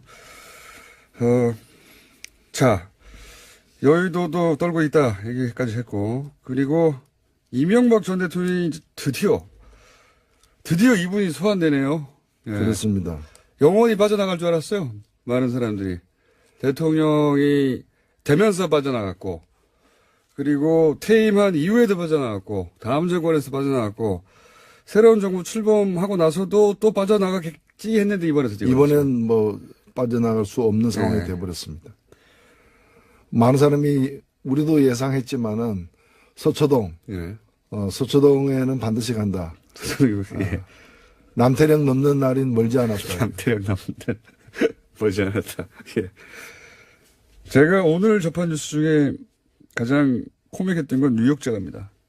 기사 보셨습니까? 아니요. 못 보셨구나. 네. 뉴욕 제가라고 왜 강남역에 있었던 유명한 빵집이죠. 예, 지금, 오래된 고려당 뉴욕제가 네. 양대 산맥이었죠. 그래서 오래전부터 거기서 만나 유명했지 않습니까? 예. 요즘은 없다고 하는데. 뉴욕제가 앞에서도 보고 예. 안에서도 보고. 유명하긴 하지만, 예, 서울 경기 지역에 사는 분들은 대단히 유명한 명소이긴 하지만, 여기가 재벌은 아니에요. 예. 그냥 체인점도 없어요. 빵집 하나입니다. 좀 큰 빵집. 근데 여기서 2억을 뇌물을 받았답니다. 민주평통 부위원장인가 되기 위해서 뇌물 줬다네요. 저는 처음에 아니 누가 받았다는 겁니까? 이명박 대통령 측에서 받았다는 겁니다. 저는 처음에 나는 빵집 하나인 줄 알았는데 잘못 알았나? 이래서 무슨 베이커리 뭐 이런 거 있지 않습니까? 예? 고등학생들이 미팅할 때 만나는 장소 아니에요? 맞습니다. 뉴욕제가가. 대학생까지. 예. 술집에 못 가니까. 그냥 큰 빵집이에요. 네. 이게 파리 크라상 예를 들어서 대규모의 체인점도 체인점이나 아니고. 아니면 뭐 대기업의 그게 아니고 그냥 단독 빵집이거든요. 이 느낌을 아실지 모르겠는데 가게예요, 가게. 큰 가게. 오히려 그런 데서 아는 사람을 마주칠 가능성이 적다고 보는 모양이죠. 모르겠습니다. 거기에 대표가 어떤 직을 원했고 그 직을 원해서 2억을 건넸다고 하는 게 확인됐다고 합니다. 빵집에서 돈 받는 건 너무하는 거 아닙니까? 그러니까 굉장히 적극적인 그러니까 이 이명박 대통령이 이제 취임하자마자 그 이명박 정부는 비즈니스 프렌들리다 친기업 정책을 쓰겠다고 했는데 그 비즈니스가 기업의 비즈니스가 아니라 자기 비즈니스예요. 프레지던트 비즈니스. 그러니까 엄청나게 열심히 이제 그러면서 프렌드들을 만들어 나가는 그런 과정이. 나의 비즈니스를 위해서 프렌드를 만들어. 그렇죠. 예. 굉장히 저는 주목한 뉴스입니다. 뉴욕제가 여기서 튀어나올 줄은 정말. 예. 그러니까 대통령의 비즈니스가 굉장히 폭이 넓고 그리고 부지런하게 공휴일도 없이 차별이 없는 거죠. 예. 가게 좋아. 대기업 좋아. 차별이 없는 거예요. 이 작은 가게에서 겨우 2억 들고 왔다고 해서 내치지 않는 겁니다. 그렇지. 돈만 갖고 온다면은 장소는 뭐 상관없다. 실사구시. 이거 뉴욕제가 빵집. 뉴욕제가를 무시하는 게 아니라 이게 권력형 비리 혹은 대통령의 비리에 등장할 이름은 아니지 않습니까? 재밌었습니다. 네. 이명박 정부가 아니죠. 이건 이명박 전 대통령 관련 비리의 특징을 알 수 있어요. 액수를 따지지 않습니다. 작으면 작은 대로 알뜰하게 많으면 많은 대로 알뜰하게 더 나올 거라고 봅니다. 공동교섭단체는 어떻게 갑니까? 공식 제안을 했던데 이제? 제안을 받았고요. 예. 저희들이 물론 이제 그 구체적인 내용은 없이 그냥 그걸 만들자라는 제안인데 일단 저희들도 내부 절차나 또 논의해야 될 어떤 과정이 있기 때문에 논의가 시작됐고요. 어저께는 의원총회에서 얘기를 시작했고 오늘은 또 각 광역시도당 시도 대표자들 네. 오늘 회의가 예정돼 있기 때문에 거기서 또 얘기를 할 것입니다. 지금 현재 내부 견해 지형은 어떻습니까? 찬반이 다 있죠, 사실. 당연히 있겠죠. 이제 시작했기 때문에 찬반의 비율을 얘기하기는 좀 이른데. 우려하는 바는 뭔가요? 우려하는 바는 이제 정체성의 문제? 아니면 선거를 앞두고 아무리 이제 당은 따로 존재한다 하더라도 같이 뭔가를 하는 게 아닌가. 예를 들면 법안 하나를 처리하더라도 공동의 입장으로 처리하는 거 아니냐, 뭐 이런 식으로 오해가. 매번 그럴 수는 없으니까 당연히요. 그런 이제 정체성이 혼란하게 되는 상황이 되지 않을까라는 그런 우려들도 있고요. 저는 오히려 그다음에 지방선거에서 당장에 이제 그 민주평화당과 이렇게 격돌해야 되는 지역들이 있지 않습니까? 그렇겠군요. 거기서는 이제 중앙에서는 같이 한다 그러고, 그다음에 현장에서는 또 후보들끼리 격돌해야 되니까 이걸 어떻게 설명할 것인가 그런 이제 좀 어려움들이 있는 거죠. 근데 저는 정체성의 문제는 오히려 저는 도움이 된다고 저도 이제 상상을 해봤는데 도움이 된다고 보는 것이 어떤 사안을 같이 했어요. 예를 들면 남북 문제에서 의견 합의됐는데 같이 했는데 그것도 눈에 띄겠지만 이 사안은 우리는 각자 간다. 이것도 눈에 띄는 거거든요. 아, 이 입장은 다른 거구나. 그러니까 자꾸 이제. 충분히 그게 실제로 현실이 그렇게 될 수 있습니다. 될 수 있는데 또 다른 한편에 제기되는 우려는 이제 많아야 20명, 21명인데 지방선거 후에 정의당에 큰 변화가 없겠지만은 그 상대당에서 마치 무슨 좀 변화가 있어서 탈당해서 또 다른 당으로 간다거나 또는 그렇게 돼서 한 명이라도 빠지게 되면은 이게 무너지는 거거든요. 그러면 이제 굉장히 이제 국민들에게 불안정한 모습을 또 보여주게 되니까 그런 거 지금 기다려서 판단해야 되지 않나 이런 생각까지 그 우려도 이해를 하는데 거꾸로 교섭단체를 만들어 놓으면 그런 일이 일어날 확률이 더 낮아지는 게 아닌가. 그런 면도 있습니다. 양면이 있죠. 힘들게 빼간다는 얘기는 무너뜨린다는 얘기이기 때문에. 비난이 커지는 것이고 그러면 저는 그래서 분명히 이제 우려도 있는데 동전의 양면이잖아요 언제나. 하여튼 궁금하게 지켜보고 있다 많은 분들이. 하여튼 저희들이 좋은 판단을 해서 좋은 소식을 만들겠습니다. 마지막으로 이건 언급을 하고 가셔야 될 것 같아서 장충기 새로 나온 문자 보셨죠? 혈맹이다. 우리는 삼성을 안 먹은 거. 대단한 멘트 아닙니까? 혈맹이다. 삼성의 눈으로 세상을 보고 있다. 언론사에서 대단한 거 아닙니까? 정말? 그 삼성이 그 광고를 가지고 이렇게 기사를 넣어라 빼라 이렇게 요구하는 일이 많았는데 그게 이제 거듭되다 보니까 이제 언론에서도 그게 맞춰주는 혹시 이런 거 필요하지 않으세요? 그리고 평소에 저희가 생각을 많이 들어야 합니다. 그래서 만나주시죠. 왜 만나려고 했겠어요? 만나서는 이제 부탁을 몇 개 집어넣으려고. 이것도 굉장히 충격적인 거거든요. 언론사가 기업에게 우리는 당신들 눈으로 세상을 봐요. 당신들은 혈맹이에요. 굉장히 충격적인 뉴스인데 워낙 많은 뉴스가 있어서 묻힌 것도 있지만 이 뉴스는 묻히면 안 되는 뉴스입니다. 그렇죠. 그러니까 삼성공화국이고 삼성이 집권했다고 생각을 하는 거죠. 그러니까 권력은 5년이지만 삼성은 이때까지 무기한이죠. 몇 년째입니까? 그러니까 이제 삼성에 붙는 게 낫다고 생각하는 건데 이 이야기를 지속적으로 저희는 해나가겠습니다. 매주 한 번씩 1분만이라도 요 시간에 항상 삼성 얘기를 하는 것으로 어떻습니까? 아니요, 삼성은 그렇게 해야 됩니다. 대한민국이 민주공화국으로 되려면 삼성을 극복해야 된다. 그래서 저희가 노회찬 대표님과의 시간에는 아무 뉴스 안 나와도 일부씩 삼성 이야기 하는 것으로 하겠습니다. 오늘 여기까지 하겠습니다. 감사합니다. 네, 감사합니다. 노회찬 대표였습니다.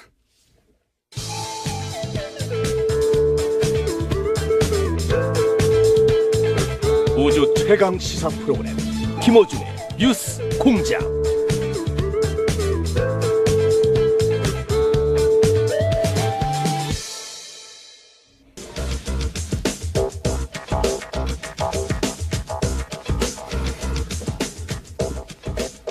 원종우 씨 나오셨습니다. 안녕하세요.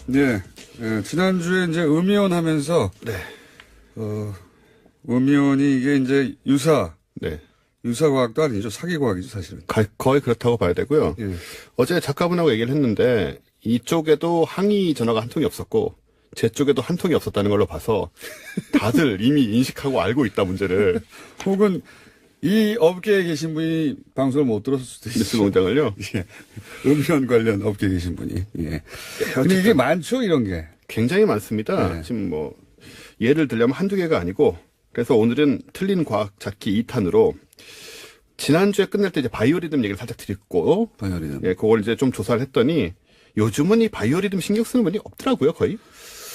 제가 중고등학교 다닐 때부터 바이오리듬 얘기했어요. 그렇습니다. 굉장히 오래됐어요. 근데 도대체 언제 어떻게 시작된 거예요, 이 바이오리듬? 이 90년대 사실 제일 유행을 했고요. 네. 그때는 바이오리듬, 이 전자시계에 바이오리듬 그래프가 나오던 때가 있었어요. 맞아요. 예. 뭐 몇 가지 입력하면 바이오리듬 나가고. 그렇죠. 이게 마치 당연한 사실인 것처럼. 예. 과학처럼 보이잖아요. 그래프가 막 그려지니까. 그렇습니다. 이게 유래는 뭐냐면 1906년에 아주 100년도 더 된 얘기죠. 100년 전에. 독일의 비렐름 프리츠라는 의사가 자기가 치료하는 환자의 병력 기록 카드를 조사하다가 어떤 증세들이 규칙적으로 나오는 것 같다. 라고 하고 그걸 가지고 의학적 근거도 통계적 객관성도 없이 창조해낸 것이 바이오리듬이고요. 환자 보다가 그냥. 예, 자기 환자 보다가. 자기 환자 보다가. 예, 그러니까 뭐 정말 넓은 어떤 통계를 만든 것도 아니고. 그래서 간단하게만 말씀을 드리면 이제 태어난 날을 기준으로 네. 지금 들어보면 좀 어이가 없어요. 네. 태어난 날을 기준으로 신체, 감정, 지성 세 가지가 네. 2, 30일 단위로 최고점과 최저점을 찍으며 반복되는 거죠. 지금 생각해보면 이게 있을 리가 없잖아요, 이런 게. 근데 옛날에는 이게 뭐 당연히 그냥 과학인 것처럼 인식되던 때가 있었습니다. 100년 전에 어떤 의사가 자기 환자 보다가 무슨 충분한 모집단을 확보한 것도 아니고 그렇죠. 자기 환자 보다가 이런 거 그 환자의 특징일 뿐인데 그 환자 몇 명의 예, 특징이죠. 특징일 뿐인데 그런 기준이 있다고 만들어낸 게 이제 신체, 감정, 뭐라고 지성. 그래요? 지성. 이렇게 해가지고 했던 건데 지금은 이제 너무 안 쓰여서 이걸 뭐 너무 깊이 들어갈 필요는 없겠다 싶고 네. 그래서 오늘의 진짜 주제는 뭐냐면 네. 지난번 의미원만큼 광범위하게 퍼져 있는 바로 너무나도 익숙한 원적외선입니다. 원적외선. 누구나 뭐 여러 번 들어봤을 광고에서도 맨날 보고. 원적외선. 이거 원적외선 하면 또 게르마늄 아닙니까? 게르마늄. 그렇습니다. 이제 그런 쪽으로 연결이 될 텐데. 게르마늄. 찜질방. 예, 네. 찜질방. 찜질방 연결되네요. 네. 지난번에 제가 매트 나오고. 그래서 매트 나오고 뭐 조리기구도 나오고 하는데 지난번에 제가 그 일본 히타치의 그 음이온 컴퓨터 얘기 드렸잖아요. 네. 음이온이 나온다는 컴퓨터. 이 90년대 비슷한 시기에 우리나라에는 바이오 텔레비전이라는 게 있었어요. 기억이 나시는지 기억 안 모르겠지만 납니다, 그거는. 이게 얼마 전 우리 저쪽 뭐죠? 교도소 관련해서 유명하셨던 그 S사의 그 전자 회사에서 당시에 만들었던 거예요. 그래요? 예. 삼성에서 만든 거예요? 그렇습니다. 네. 뭐 이렇게 어렵게 말씀하세요? 그냥 재미있어 보려고요. 네. 이 TV에서 원적외선을 내뿜어서 꽃이 시들지 않게 한다는 광고도 했어요, 그때. 예. 원적외선이 안 나오는 TV에서는 앞에는 꽃이 시들고 얘는 안 시들고 예, 그런 그래요? 식으로 팔았습니다. 네. 네, 원적외선이 이제 이렇게 엄청나게 뭐 강력한 그런 에너지를 갖고 있다고 얘기가 되는데 대충 효능을 설명을 드리면 네. 일반 열보다 80배나 깊은 피부 심층에 침투한다. 4, 5cm 침투한다는 얘기니까 뼈속까지 들어간다는 얘기죠, 열이. 일단 얼핏 들어도 이 4, 5cm가 8에서 4, 5cm 죽는 거 아닙니까? 그러면 사람이? 이게 무슨 이렇게까지 침투해서 되겠느냐라는 생각이 들고 그래서 세균과 암세포를 죽이고 뭐 혈관과 뼛속을 치료하고 암세포를 죽여요? 암세포를 죽입니다. 그리고 세포 속 수분과 단백질 분자를 공진시켜서 뭐 세포 활동을 왕성하게 하고 신진대사가 높아지고 혈전을 부대하며 체질을 산성에서 약 알칼리성으로 개선한다. 우리 전에 이 얘기했었잖아요. 이런 거 없다는 거. 네, 근데 역시 나오고 있고 또 정신 건강에도 도움이 됩니다. 스트레스를 풀어주고 노폐물을 배설시켜주고 수분을 유지해주며 기타 등등 엄청난 효능이 있습니다. 라고 주장하고 있죠. SF적이네요, 굉장히. 네, 굉장히 네, 전설과 신화를 듣고 있는 것 같은데 그럼 이제 원적외선이 뭔가 지난번 음이온처럼 살펴보자면 원적외선은 적외선이죠. 네. 적외선인데 이제 적외선은 아시다시피 붉은색 바깥쪽에 있는 빛이잖아요. 예. 적외. 그렇죠. 예. 네, 적외선인데 이 중에 이제 좀 파장이 길고 에너지가 낮은 쪽은 원적외선, 그리고 파장이 짧고 에너지가 높은 것은 근적외선이라고 하는데 네. 보통 우리가 열이라고 느끼는 게 근적외선이 대부분입니다. 네. 그러니까 굉장히 흔한 빛이에요.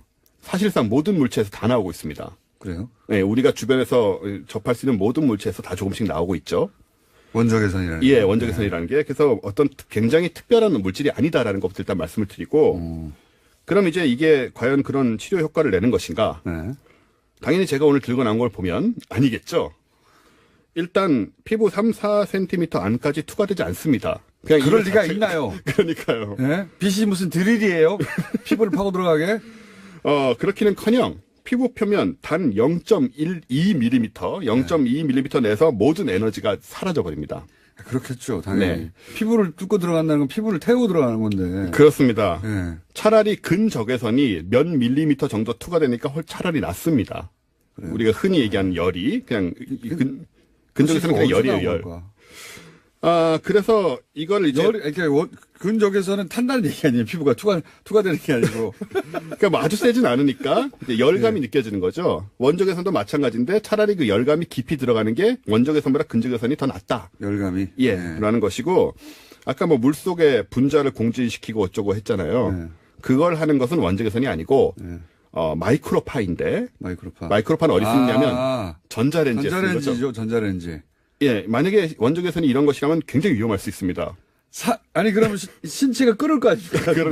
맞으면. 안에 이제 수분이 끓게 해야 되는데. 전자레인지에 손을 집어넣고 돌린다는 얘기 아니에요? 예, 그러니까요. 이거를 이제 건강에 좋겠다고 뭐 쓰고 하면 굉장히 위험한 것이고. 예. 그래서 원적외선의 효과라는 거 간단하게 얘기하면 기껏해야 몸을 조금 따뜻하게 만드는 정도. 뭐 약간 여름 기분 좋게 따뜻한 정도, 살짝 따뜻한 정도? 그렇죠. 예. 그 정도 미미한 수준인데 이게 문제는 엄청나게 과장되고 있다는 거죠.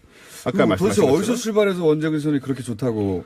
그러니까 이 원적외선하고 게르마늄, 저마늄이라고 요즘 하는데 이게 다 얽혀 있는데 원래 일본에서 시작했죠, 이것도. 이런 건 다 일본에서 시작합니다. 그렇군요. 네. 이 게르마늄 같은 경우에는 일본의 아사히 카즈이코라는 사람이 예. 회사를 만들었어요. 이 물에 용해되는 게르마늄을 만든 다음에 이거를 파는 회사를 만들었고 이게 이제 기적의 치유제라고 스스로 광고를 시작했습니다. 기적의 치유제. 네. 과학적 근거는 전혀 없고요. 네. 1975년부터 이미 시작을 했고 이 사람은 이제 먹는 게르마늄, 바르는 화장품 게르마늄도 만들어 팔았어요. 근데 이런 것은 굉장히 위험합니다. 의약품 독성학 저널에 예. 먹었다가 뭐 죽은 사람이 수십 명이 소개되는 등 게르마늄. 먹은 경우 네. 바른 바른 같은 경우. 게 그렇진 않죠. 네. 바른 경우는요? 바른 경우도 이제 피부에 좋지 않습니다. 기본적으로.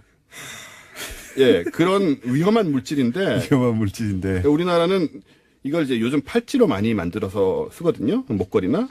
이게 지난번에 보니까는 올 설에 네. 가장 효자 상품이었다고 하더라고요. 아니, 그런 인식이 있어요. 네. 원적외선, 옥장판, 옥은 여기 똑같은 케이스는 아닌지 모르겠는데. 그렇죠. 어쨌든 그런 느낌의 광고도 있지 않습니까? 게르마늄, 옥, 그 어르신들 예. 몸 쓰시고 하는데. 부모님들한테 네네. 사드려야 되는 어떤 항목, 가장 손쉽게 떠올릴 수 있는 게 그런 거거든요. 예. 그래서 게르마늄 침대, 게르마늄 장판 이런 거. 그렇습니다. 이게 차라리 열이 좀 나오는 것, 그러니까 뭐 전기로 열을 낸다거나 아니면 조리기구는 원적외선이 조금 더 나올 수도 있습니다. 근데 역시 원적외선 자체가 효과가 없기 때문에 조금 더 나온다고 해서 의미도 없거니와 상온에서 쓰는 반지나 팔찌나 목걸이 같은 거는 그냥 플라스틱으로 만든 거랑 똑같다고 보시면 돼요. 예. 전혀 아무 기능도 없고 아무 근거도 없다. 침대 게르마늄 성분이 얼마나 들어가서 게르마늄이라고 부르는지는 모르겠지만 하여튼 네.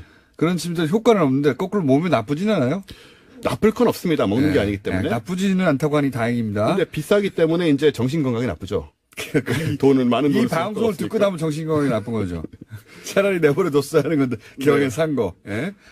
이 아사히 카즈이코라는 이 게르마늄 만드신 분, 유기 게르마늄 만드신 분의 과학적 사고의 수준이 어느 정도냐면 이런 식으로 말을 하세요. 원자번호 32인 게르마늄의 원자는 원자번호 14인 실리콘보다 더 크다. 더 큰 원자는 더 좋고 색다른 성질을 가지고 있을 것이다. 이런 식으로 아무 근거도 없이 이런 식으로 얘기를 하는 분입니다. 제 생각에는 안과나 이런 데 가서 이제 눈치료나 이렇게 받고 네. 그때 적외선을 쏘잖아요. 네. 빨간. 네.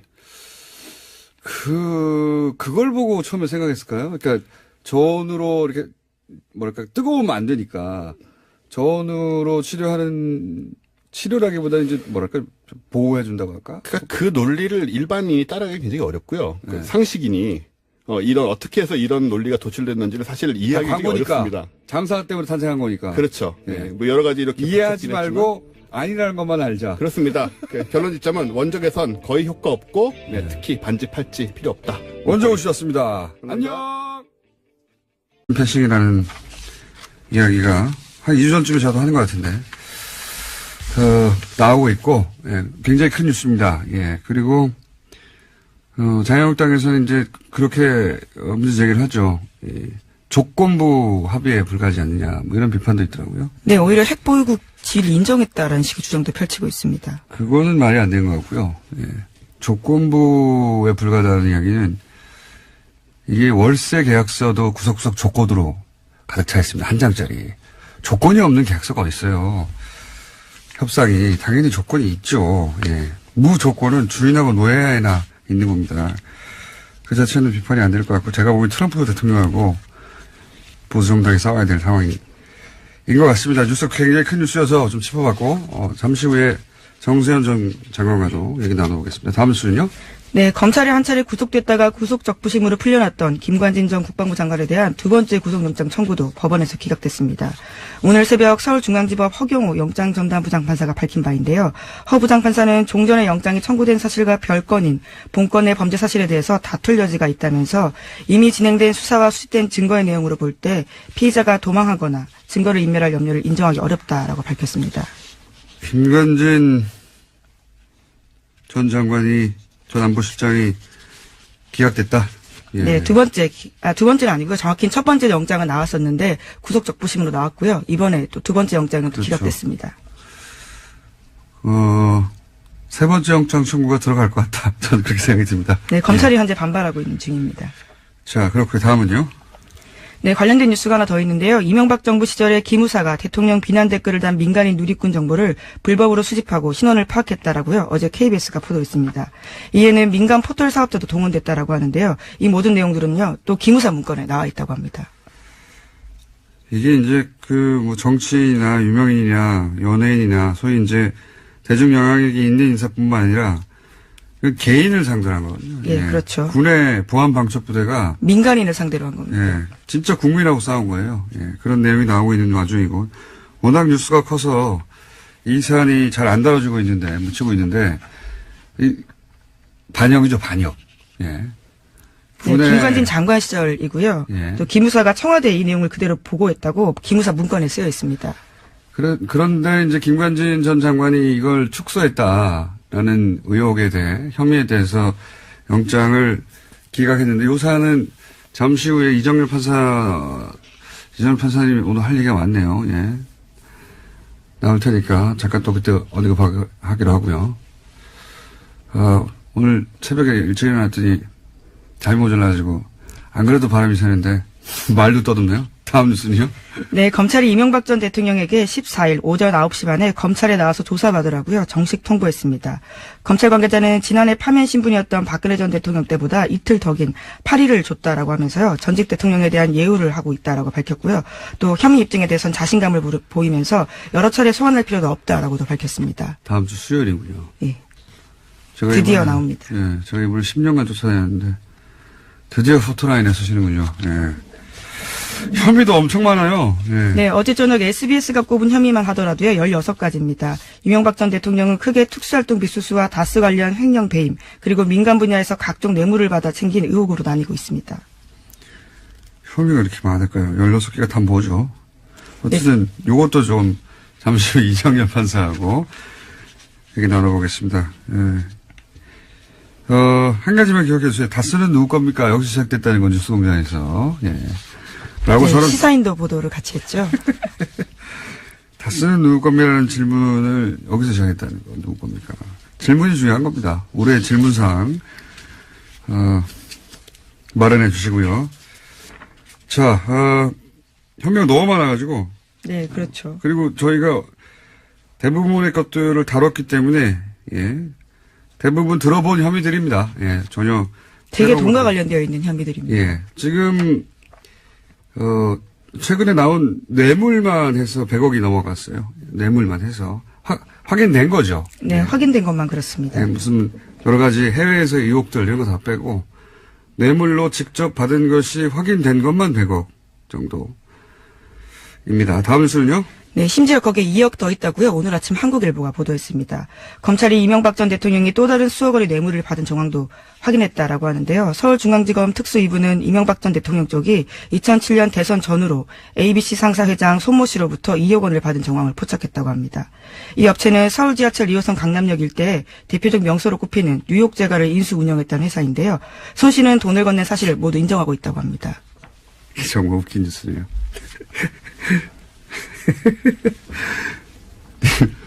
빵집 아닙니까? 굉장히 빵집. 유명한 빵집이었죠. 유명한 빵집이 예를 들어서 대기업 체인점도 아니잖아요. 예. 재벌들한테 받았다는 게 아니고 물론 유명한 빵집이지만 강남역에 지금도 그 주한미군 주도를 반대하지 않는다. 그 예전에는 이제 그 주한미군에 대해서 반대했는데 아직도 지금 보수 진영에서는 주한미군 철수 가지고 얘기하죠. 그 북한이 그걸 요구하고 있다고. 아니에요. 그렇게 요구하지 않은 지가 오래됐어요. 그때 뭐라고 그랬냐면, 나중에 보니까, 주한미군 주둔이 동아시아의 이제 권력 균형, 세력 균형, 안정에 기여하는 것 같다.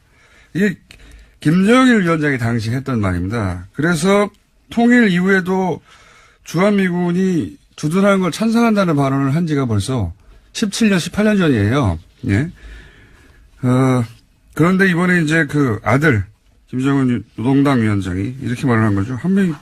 한미훈련 해라. 한마디로 말하면. 네, 정용 실장도 우리의 처지를 설명했다고 하는데요. 현실적으로 불가능하다라는 이야기를 했는데 이미 우리 입장에 대해서는 보고받고 알고 있고 부연 설명할 필요가 없었다라고도 했습니다. 한미 군사훈련도 큰 걸림돌이고 그보다 더 큰 걸림돌은 이제 비핵화 관련된 발언 등이었는데 이렇게 되면 미국이 만나지 않겠다고 할 이유가 없는 거란 말이죠. 예. 예상했던 큰 걸림돌들이 다 없어진 거예요. 그러다 보니까 굉장히 획기적이죠. 대단한 대반전인데 트럼프 대통령이 여기서 그래서 반응을 바로 했어요. 네, 실시간으로 트위터에 또 글을 남겼었는데요. 이와 관련해서는 수년 만에 처음으로 진지한 노력이 모든 관련 당사자들에 의해서 펼쳐지고 있다면서 이것을 전 세계가 주시하고 있다라고 하면서 북한과의 가능성 있는 진전, 대화에 있어서 가능성 있는 진전이 이루어지고 있다라고 반응했습니다. 이런 말도 했어요. 북한의 비핵화 대하지 않은 진전성이 있다. 이거 어떡합니까, 자유한국당. 제가 보기엔 자유한국당은 이제 타겟을 트럼프로 잡아야 됩니다. 물론 트럼프 입장에서는 이게 자신한테 유리하다. 예, 중간선거에도 유리하고 그렇게 판단했겠죠. 제가 작년부터 주기차게 주장하는 게 그거 아닙니까. 트럼프가 노벨 평화상을 받도록 해주자. 받도록 해주고 우리는 평화를 가져가자. 예. 생각해보면 그 중동 문제 클린턴, 라빈, 아라파트. 그렇죠. 세 사람이 그 팔레스타인 문제에 큰 진보를 이루면서 노벨 평화상을 3자 공동으로 수상을 했어요. 상상이지만, 예. 이 문제가 잘 풀리면 정말 이상한 조합 아닙니까? 김정은, 문재인, 트럼프. 3인의 공동 수상도 가능한데 다 필요 없다. 트럼프 가져가라. 그거 가져가고, 남북 문제가 여기서 해결, 됐으면 좋겠는데. 네, 의미 있는 발언들 여러 가지로 또 쏟아냈는데요. 오늘 아침 새벽에 나온 뉴스를 보면 트럼프 대통령이 스웨덴 총리와 정상회담 가지기 전에 기자들과 만나서 북한의 태도에 대해서 또 긍정적으로 평가했다라고 합니다. 그래서 평창 동계올림픽 성공적으로 개최됐다라고 이야기하면서 북한이 아주 좋았다고 생각한다. 이런 식으로 평가도 했습니다. 그게 다 이제 자기 덕분이란 말이죠. 자기 덕분이란 말인데 본인이 그렇게 생각해서 이 사안들이 급속도로 진행이 됐으면 좋겠고, 예. 그리고 이 방북했던 대북 특사단이 고스란히 이제 정의용 안보실장하고 손 국정원장이 바로 미국으로 간다는 거 아닙니까? 예, 내일 미국으로 방문해서요. 트럼프 행정부에 대해서 이번 방북 성과를 설명할 방침이라고 합니다. 또 곧 이어서 중국과 러시아, 일본에도 이번 협의 내용을 전하고 협조를 요청할 계획입니다. 그러니까 이 특사단이 예, 뺑뺑뺑 돌고 오는 거예요. 다 뺑뺑뺑 돌고 오고 관련해서도 뉴스 보고 나서 이제 외신들 쭉 뒤져봤는데 굉장히 크게 보도합니다. 외신들이.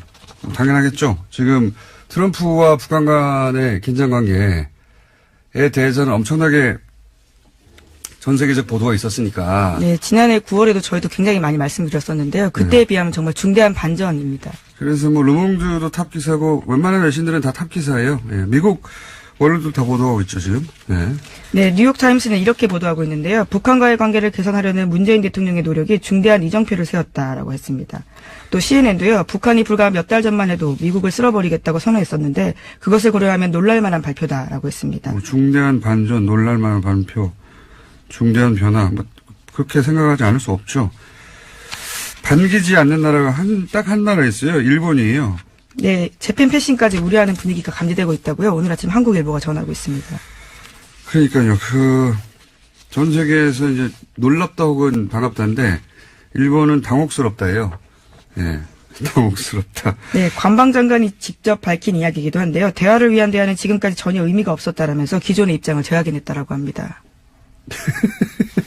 일본만 싫어하는 뉴스입니다. 현재. 사실은 한반도 정세가 불안한 것이 아베 정권에 큰 도움이 되어 왔거든요. 현재까지.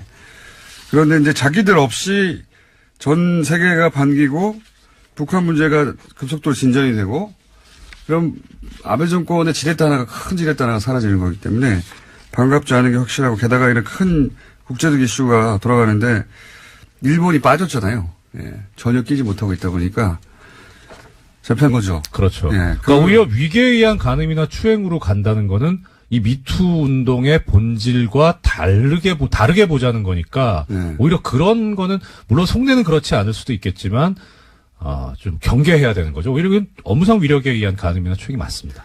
그러니까요. 지금은 권력자 정치인과 그 수행 비서의 관계가 있기 때문에 이 둘 사이에 발생한 일이고 그래서 저는 이제 위력이라고 봤어요. 네. 법조인은 아니지만 정확하시다니까요. 네. 제가 좋아할 일은 아닌 것 같습니다만 어쨌든 그런 상태인데 여기서 한번 이제 따져보겠습니다. 네. 우리 이제 용어들 막 혼동해 쓰는데 뭐 간도 있고 네. 간음이란 다 뭐 좋은 단어는 아닙니다만 네. 있고 뭐 추행도 있고 뭐 여러 가지 다양한 언어들이 등장하잖아요. 성폭행도 있고 네. 법률적으로 이게 구분이 됩니까? 법률적으로는 성폭행이라는 용어는 안 쓰고 성폭력이라는 용어가 있는데요. 네. 성폭력이라는 용어 안에 포섭되는 게 법적으로는 강간하고 추행이 있습니다. 강간과 추행. 예. 그러니까 이제 우리 보도상으로는 언론상으로는 이제 이게 좀 너무 단어가 강한 그 느낌을 가지고 있으니까 네, 강하죠. 성폭행, 성추행 이렇게 좀 순화해서 표현을 하자라고 하는데 성폭행은 강간과 같은 개념이고 그렇죠. 성추행은 그야말로 추행이고요. 강제추행과 같은 개념인데 이 차이는 그겁니다. 법정 용어니까 성교행위가 있었느냐 아니냐에 따라 달라집니다. 성교행위가 있었으면 그러면 간음행위, 강간행위가 되고 없었으면 이제 추행이 되는 거고요. 네. 저희가 대부분 사회사건에 나오는 이야기라 네. 사회부에서 다룰 내용이라 저희는 다룬 적이 없는 영역이긴 한데 이건 어쨌든 정치인이 연루됐기 때문에 예, 그렇습니다. 자 그러면 아까도 말씀드렸지만 정치적으로 도덕적으로 윤리적으로는 끝난 사안입니다. 네. 대중들의 판단도 끝났고 그런데 이런 얘기를 했어요. 처음에 비서실에서의 첫 반응이었던 것 같은데 합의에 의한 관계였다 이렇게 얘기를 했습니다. 네. 이 비서실이 이 정도의 사안을 자기들 마음대로 하진 않았을 테니까 자기들 뭐 전후 상황 파악하고 대응한 거겠죠. 1차 반응이었던 것 같고. 근데 안 전 지사 본인은 사퇴, 뭐 정치 중단 이런 거 얘기하면서 그 비서실 입장에 대해서 잘못됐다고 표현했어요. 잘못됐다. 네. 이게 본인에게는 직접 확인이 전혀 안 되고 있기 때문에 예. 그 주변에 이제 연락해서 저도 좀 취재를 해봤어요. 어떤 의미냐 이거에. 네. 뭐 본인이 아니니까 정확하게 아무도 말할 수는 없는데 제가 알아본 결과로는 일단 법적으로 뭐 인정했다기보다는 정치 도의적으로 사과하는 차원에서 나온 발언이다. 네네. 는 정도로 이제 1차적으로는 제가 이해를 했는데 이게 뭐 정치적으로나 윤리적으로는 쟁점이 될 수 없는 대목인데 법률적으로는 쟁점이 될 수 있는 대목 아닙니까? 본인이 성폭행을 인정했다는 거하고 예. 그것이 합의에 의한 관계를 주장하는 거하고는 완전히 다른 얘기 아닙니까? 그건 다르죠. 네. 네. 그러니까 정치적 수사 일종의 그렇게 파악하신 또 이 공장장님의 견해가 탁월하신 정확한. 그러니까 이게 지금 뭐냐면 네. 일부 얘기가 나오는 게 이게 자백 아니냐. 네. 근데 자백은 원칙적으로 수사기관이나 내지는 재판기관에 대해서 해야 되는 게 자백이에요. 법적으로는. 예, 이게 네, 법률적으로 자백의 효과가 있습니까? 없습니다. 다만 예. 네. 그러니까 요건이 두 개가 있는데 하나는 수사기관이나 재판기관에 대해서 해야 된다는 그런 요건이 있고 또 하나는 뭐 자기의 어떤 생각이나 이야기를 다른 글이나 서면으로 나타낸 것도 그런 것도 나중에 자백의 효과가 있는 부분도 있긴 한데 그게 자백의 효과가 있으려면 대체로 범죄 사실과 유사한 어느 정도 근접한 정도의 사실관계가 나타나 있어야 됩니다. 아, 저도 사실관계를 적시하고 이거에 예. 대해서 내가 인정한다. 그렇죠. 그러니까 지금 이 얘기는 뭐냐면 비서실에서 합의에 의한 관계라고 했는데 그건 잘못됐다라고 하는 거는 뒤집어서 표현하면 합의가 없었다는 얘기 정도는 되잖아요. 네. 그러니까 합의가 없었고 어떤 강제력이 있었구나라고 하는 일종의 정황 증거로서는 효력이 되지만 이거 완전 성폭행이네.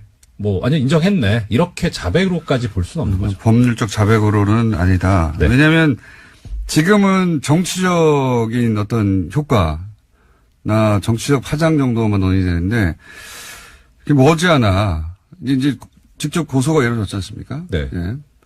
이게 머지않아 후토라인에 서게 돼 있어요. 당연히 원하든 원하지 않든.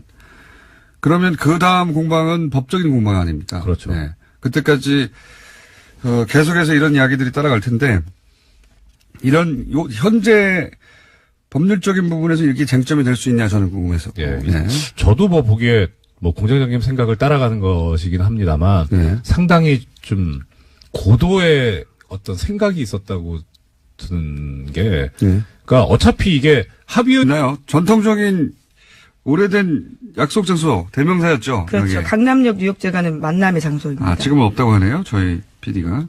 지금은 없는데 굉장히 유명한 빵집이잖아요. 전국에 체인으로 다 있는 것도 아니고 그냥 큰 빵집 아닙니까? 여기서 무슨 뇌물을 또 받았어요. 예, 돈을 건넸다고 인정한 손 씨는요, 이명박 전 대통령 재임 기간에 민주평화통일자문회의 서울시 부의장이 임명됐다라고 합니다. 그 대가가 아닌가 하고 검찰을 의심하고 있다고 하는데요. 민통은 이게 무보수인데 왜 거기에 돈을 주고 갔을까요? 또 거기다가요, 부의장이 임명된 뒤에는 국민훈장 모란장을 받았다라고도 하는데요. 여러 가지 대가성이 있지 않았냐라고 의심하고 있는 상황이라고 합니다. 아니 이 자리가 가서 돈 버는 자리가 아니라고요. 네, 지형유지라는 점을 가시할 수 있는 자리라고 하는데요. 또 그러한 소위 스펙을 통해서 정치권에 진출할 수도 있고 다양한 의미로 쓰일 수 있는 자리죠. 민주평통이 이게 명예직 자리거든요. 예. 그것도 웃기지만 이 빵집에서 돈을 받는다는 게 너무 웃기네요. 빵집에서도 2억을 받았는데 다른 곳에는 안 받았겠습니까? 제가 말씀드렸죠. 이분은 공과사가 분명하다고. 예. 친한 건 친한 거고 마음은 돈으로 표현해야 되는 겁니다. 다. 정말 빵집이 나올 줄이야. 자, 다음은요. 네, 이건희 삼성전자 회장 차명 주식 관련된 소식도 계속해서 전해드리겠습니다. 오늘 아침 한겨레신문 보도인데요. 금융당국이 이건희 회장의 본인의 차명 계좌에 보유하고 있던 계열사 주식을 처분하는 과정에서 지분 공시를 제때하지 않았거나 누락했다는 혐의를 포착하고 조사에 들어갔다라고 합니다. 아, 이제야 하는 거군요. 예. 이거 뭐 10년 전에 했어야 될 내용인데 지금 조사하면 뭐합니까 이제. 네, 어쨌거나 조사 결과에 따라서 이 회장이 수억 원대 과징금을 부과받거나 수사기관에 고발될 수는 있다라고 하는데요. 현재 이 회장은 병상에 누워있는 상태입니다. 이건희 회장을 고발하는 게 무슨 의미가 있어요 지금. 예. 그리고 어제 뭐 대략 30억 정도의 과징금 얘기됐잖아요. 아니 그때 차명으로 그때 확인된 것만도 사조가 넘는데 예. 금융당국이 이것을 조사하는 게 아니라 금융당국을 조사해야 돼요. 이때까지 뭐 했냐고.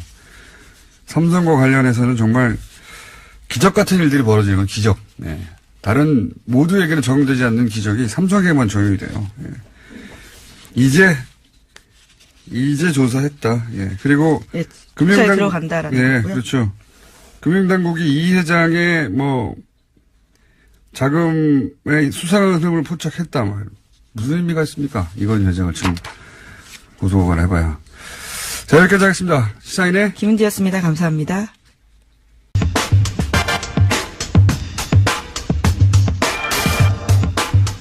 모두에게 충격을 남긴 사건이죠. 안희정 전 지사 사건. 이제는 이제 형사적인 관점에서 이 사안이 어떻게 진행될 것인가 이야기가 많습니다. 법인 동안의 이정열 전 판사님 나오셨습니다. 네. 안녕하십니까. 저희가 이제 정치적 권력형 비리에 대해서만 항상 다루다가, 근데 이건 권력형이기 때문에. 그렇죠. 예.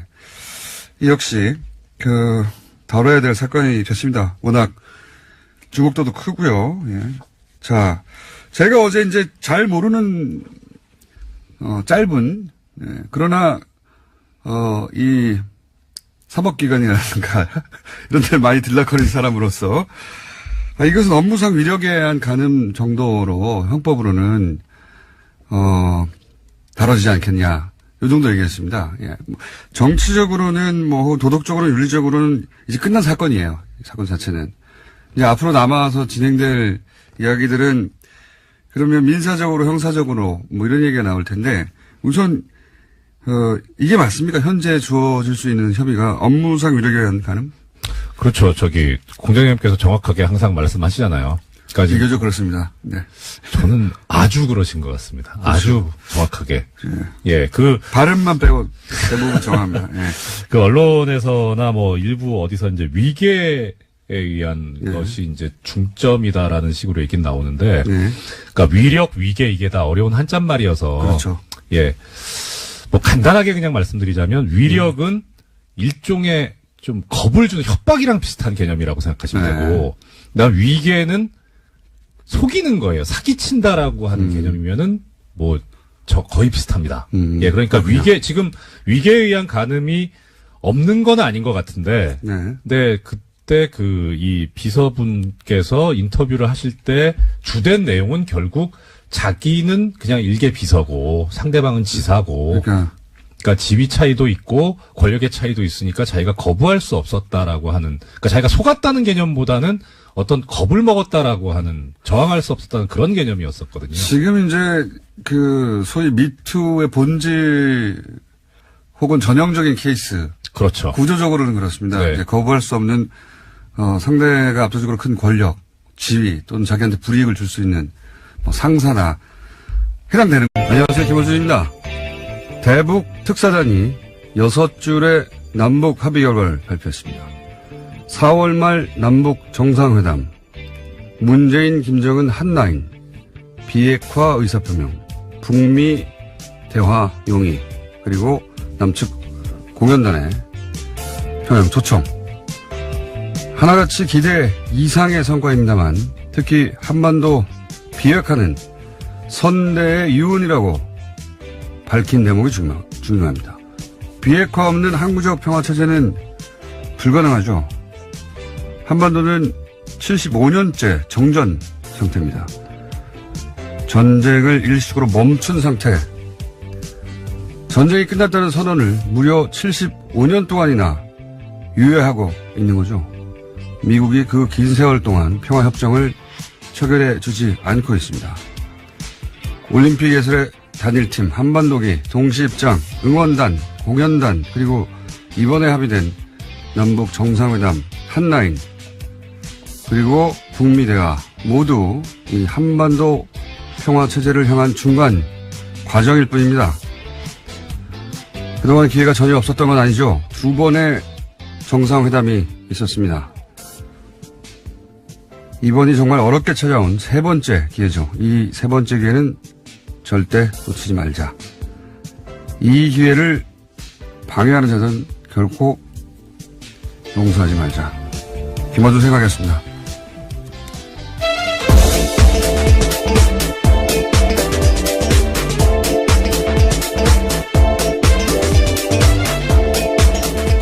시사인의 김은지입니다. 이렇게까지 획기적인 뉴스가 나올 줄 몰랐어요. 네, 그렇죠. 전 세계가 주목하고 있는 상황입니다. 잘해보자 이 정도 수준일 줄 알았는데 그게 아니에요. 예, 대북 특사단이 가지고 온 보따리가 어마어마한데요. 예. 일단 그 뉴스를 짚어주십시오. 네, 가장 큰 뉴스는 문재인 대통령과 김정은 북한 노동당 위원장이 오는 4월 말에 판문점에서 제3차 남북 정상회담을 열기로 했습니다. 또 북한은 한반도 비핵화와 북미 대화 의지를 분명하게 하고 대화가 지속되는 동안에는 추가 핵실험이나 탄도미사일 시험 발사를 하지 않겠다라고 약속했습니다. 그러니까 1박 2일 동안 대북 특사단 역할을 했던 정우영 청와대 안보실장이 어제 저녁에 밝힌 바인데요. 총 6개로 이루어진 특사 방북 결과 언론 발표문을 발표했습니다. 이게 요즘 하도 뉴스도 많고, 예. 우리 눈길을 끄는 뉴스가 여기저기서 막 터지고 있습니다만, 이 남북 관계에 있어서 어제 나온 뉴스만큼 큰 뉴스는 없는 것 같아요. 왜냐하면 다른 뉴스는 특정 영역에 영향을 미친다면 이거는 여기 사는 모든 사람한테 다 영향을 미친 뉴스니까요. 여기 보면 정상회담, 세 번째니까 그렇다고 넘어가려고 하다 보니 판문점이라는 단어가 남쪽으로 와요, 남쪽으로. 예, 네. 처음입니다. 북한의 최고 지도자가 남한에 오는 것은요. 그러니까요. 지금 김일성, 김정은, 김정일 시대에 이래 75년 만에 처음으로 내려오는 거거든요. 예, 남쪽의 판문점에서 한다. 그리고 한 라인이 있긴 있었어요. 근데 지금 이 한 라인은 문재인, 김정은 다이렉트 라인이에요. 네, 이제 그것을 설치하고요. 남북 정상회담 전에 첫 통화를 하겠다라고도 밝혔습니다. 네. 그리고 이 두 가지는 그나마 예상됐던 사안인데 예상이 안 됐던 사안이 뭐냐면 물론 남측에서 한다는 거는 아마 이제 그 판문점을 넘어서 이제 그 군사병력을 넘어오는 장면은 굉장히 역사적인 장면이 될 것으로 보이는데요. 예. 거길 넘어올 거 아닙니까? 네, 그렇죠. 예, 굉장한 장면이 될 것 같고 예상치 못했던 건 뭐냐면 이제 비핵화 얘기예요. 비핵화 얘기. 선대 유운이다. 저희가 잠시 후 정세현 장관과 이 문제 자세히 짚어보겠지만 굉장히 획기적입니다. 비핵화. 그리고 체제 보장되면 핵을 우리가 가지고 있을 이유가 뭐가 있어. 이런 이야기. 또 예기치 못했던 게 뭐냐면은 앞으로 이제 4월에 네, 한미 관련된 군사훈련이 군사훈련 있으면 긴장이 고조되고 북한이 그러면 미사일 또 쏘고 이거 어떻게 할 거냐. 연기하자 말자 얘기하고 했었거든요. 연기를 할 수 있느냐 아니냐 막 얘기했는데 군사훈련 하라는 거 아닙니까 지금? 네, 정우영 실장이 어제 이와 관련된 이야기를 했는데요. 김 위원장이 한 말을 전한 겁니다. 네. 한미훈련을 예전 수준으로 진행하는 것을 이해한다면서 한반도 정세가 안정적으로 진입하면 한미훈련이 조절될 것으로 보인다. 기대한다라고 이야기했습니다. 이게 이제 얼마 전까지만 하더라도 한미훈련을 재개하면 우리도 가만히 있지 않는다. 그렇죠. 핵전쟁 연습이라고 하면서 강하게 반발했었습니다. 근데 이번에 갔더니 한미훈련 해라 이거 아니에요? 이해한다는 취지의 이야기를 한 건데요. 이 거슬러 올라가면요, 첫 번째 남북 정상회담이었던, 김대중. 네, 2000년이었습니다. 네, 김대중, 김정일. 그 첫 번째 정상회담 때, 이런 얘기를 당시 김정일 위원장이 김대중 전 대통령이 했다고 해요. 만났을 때.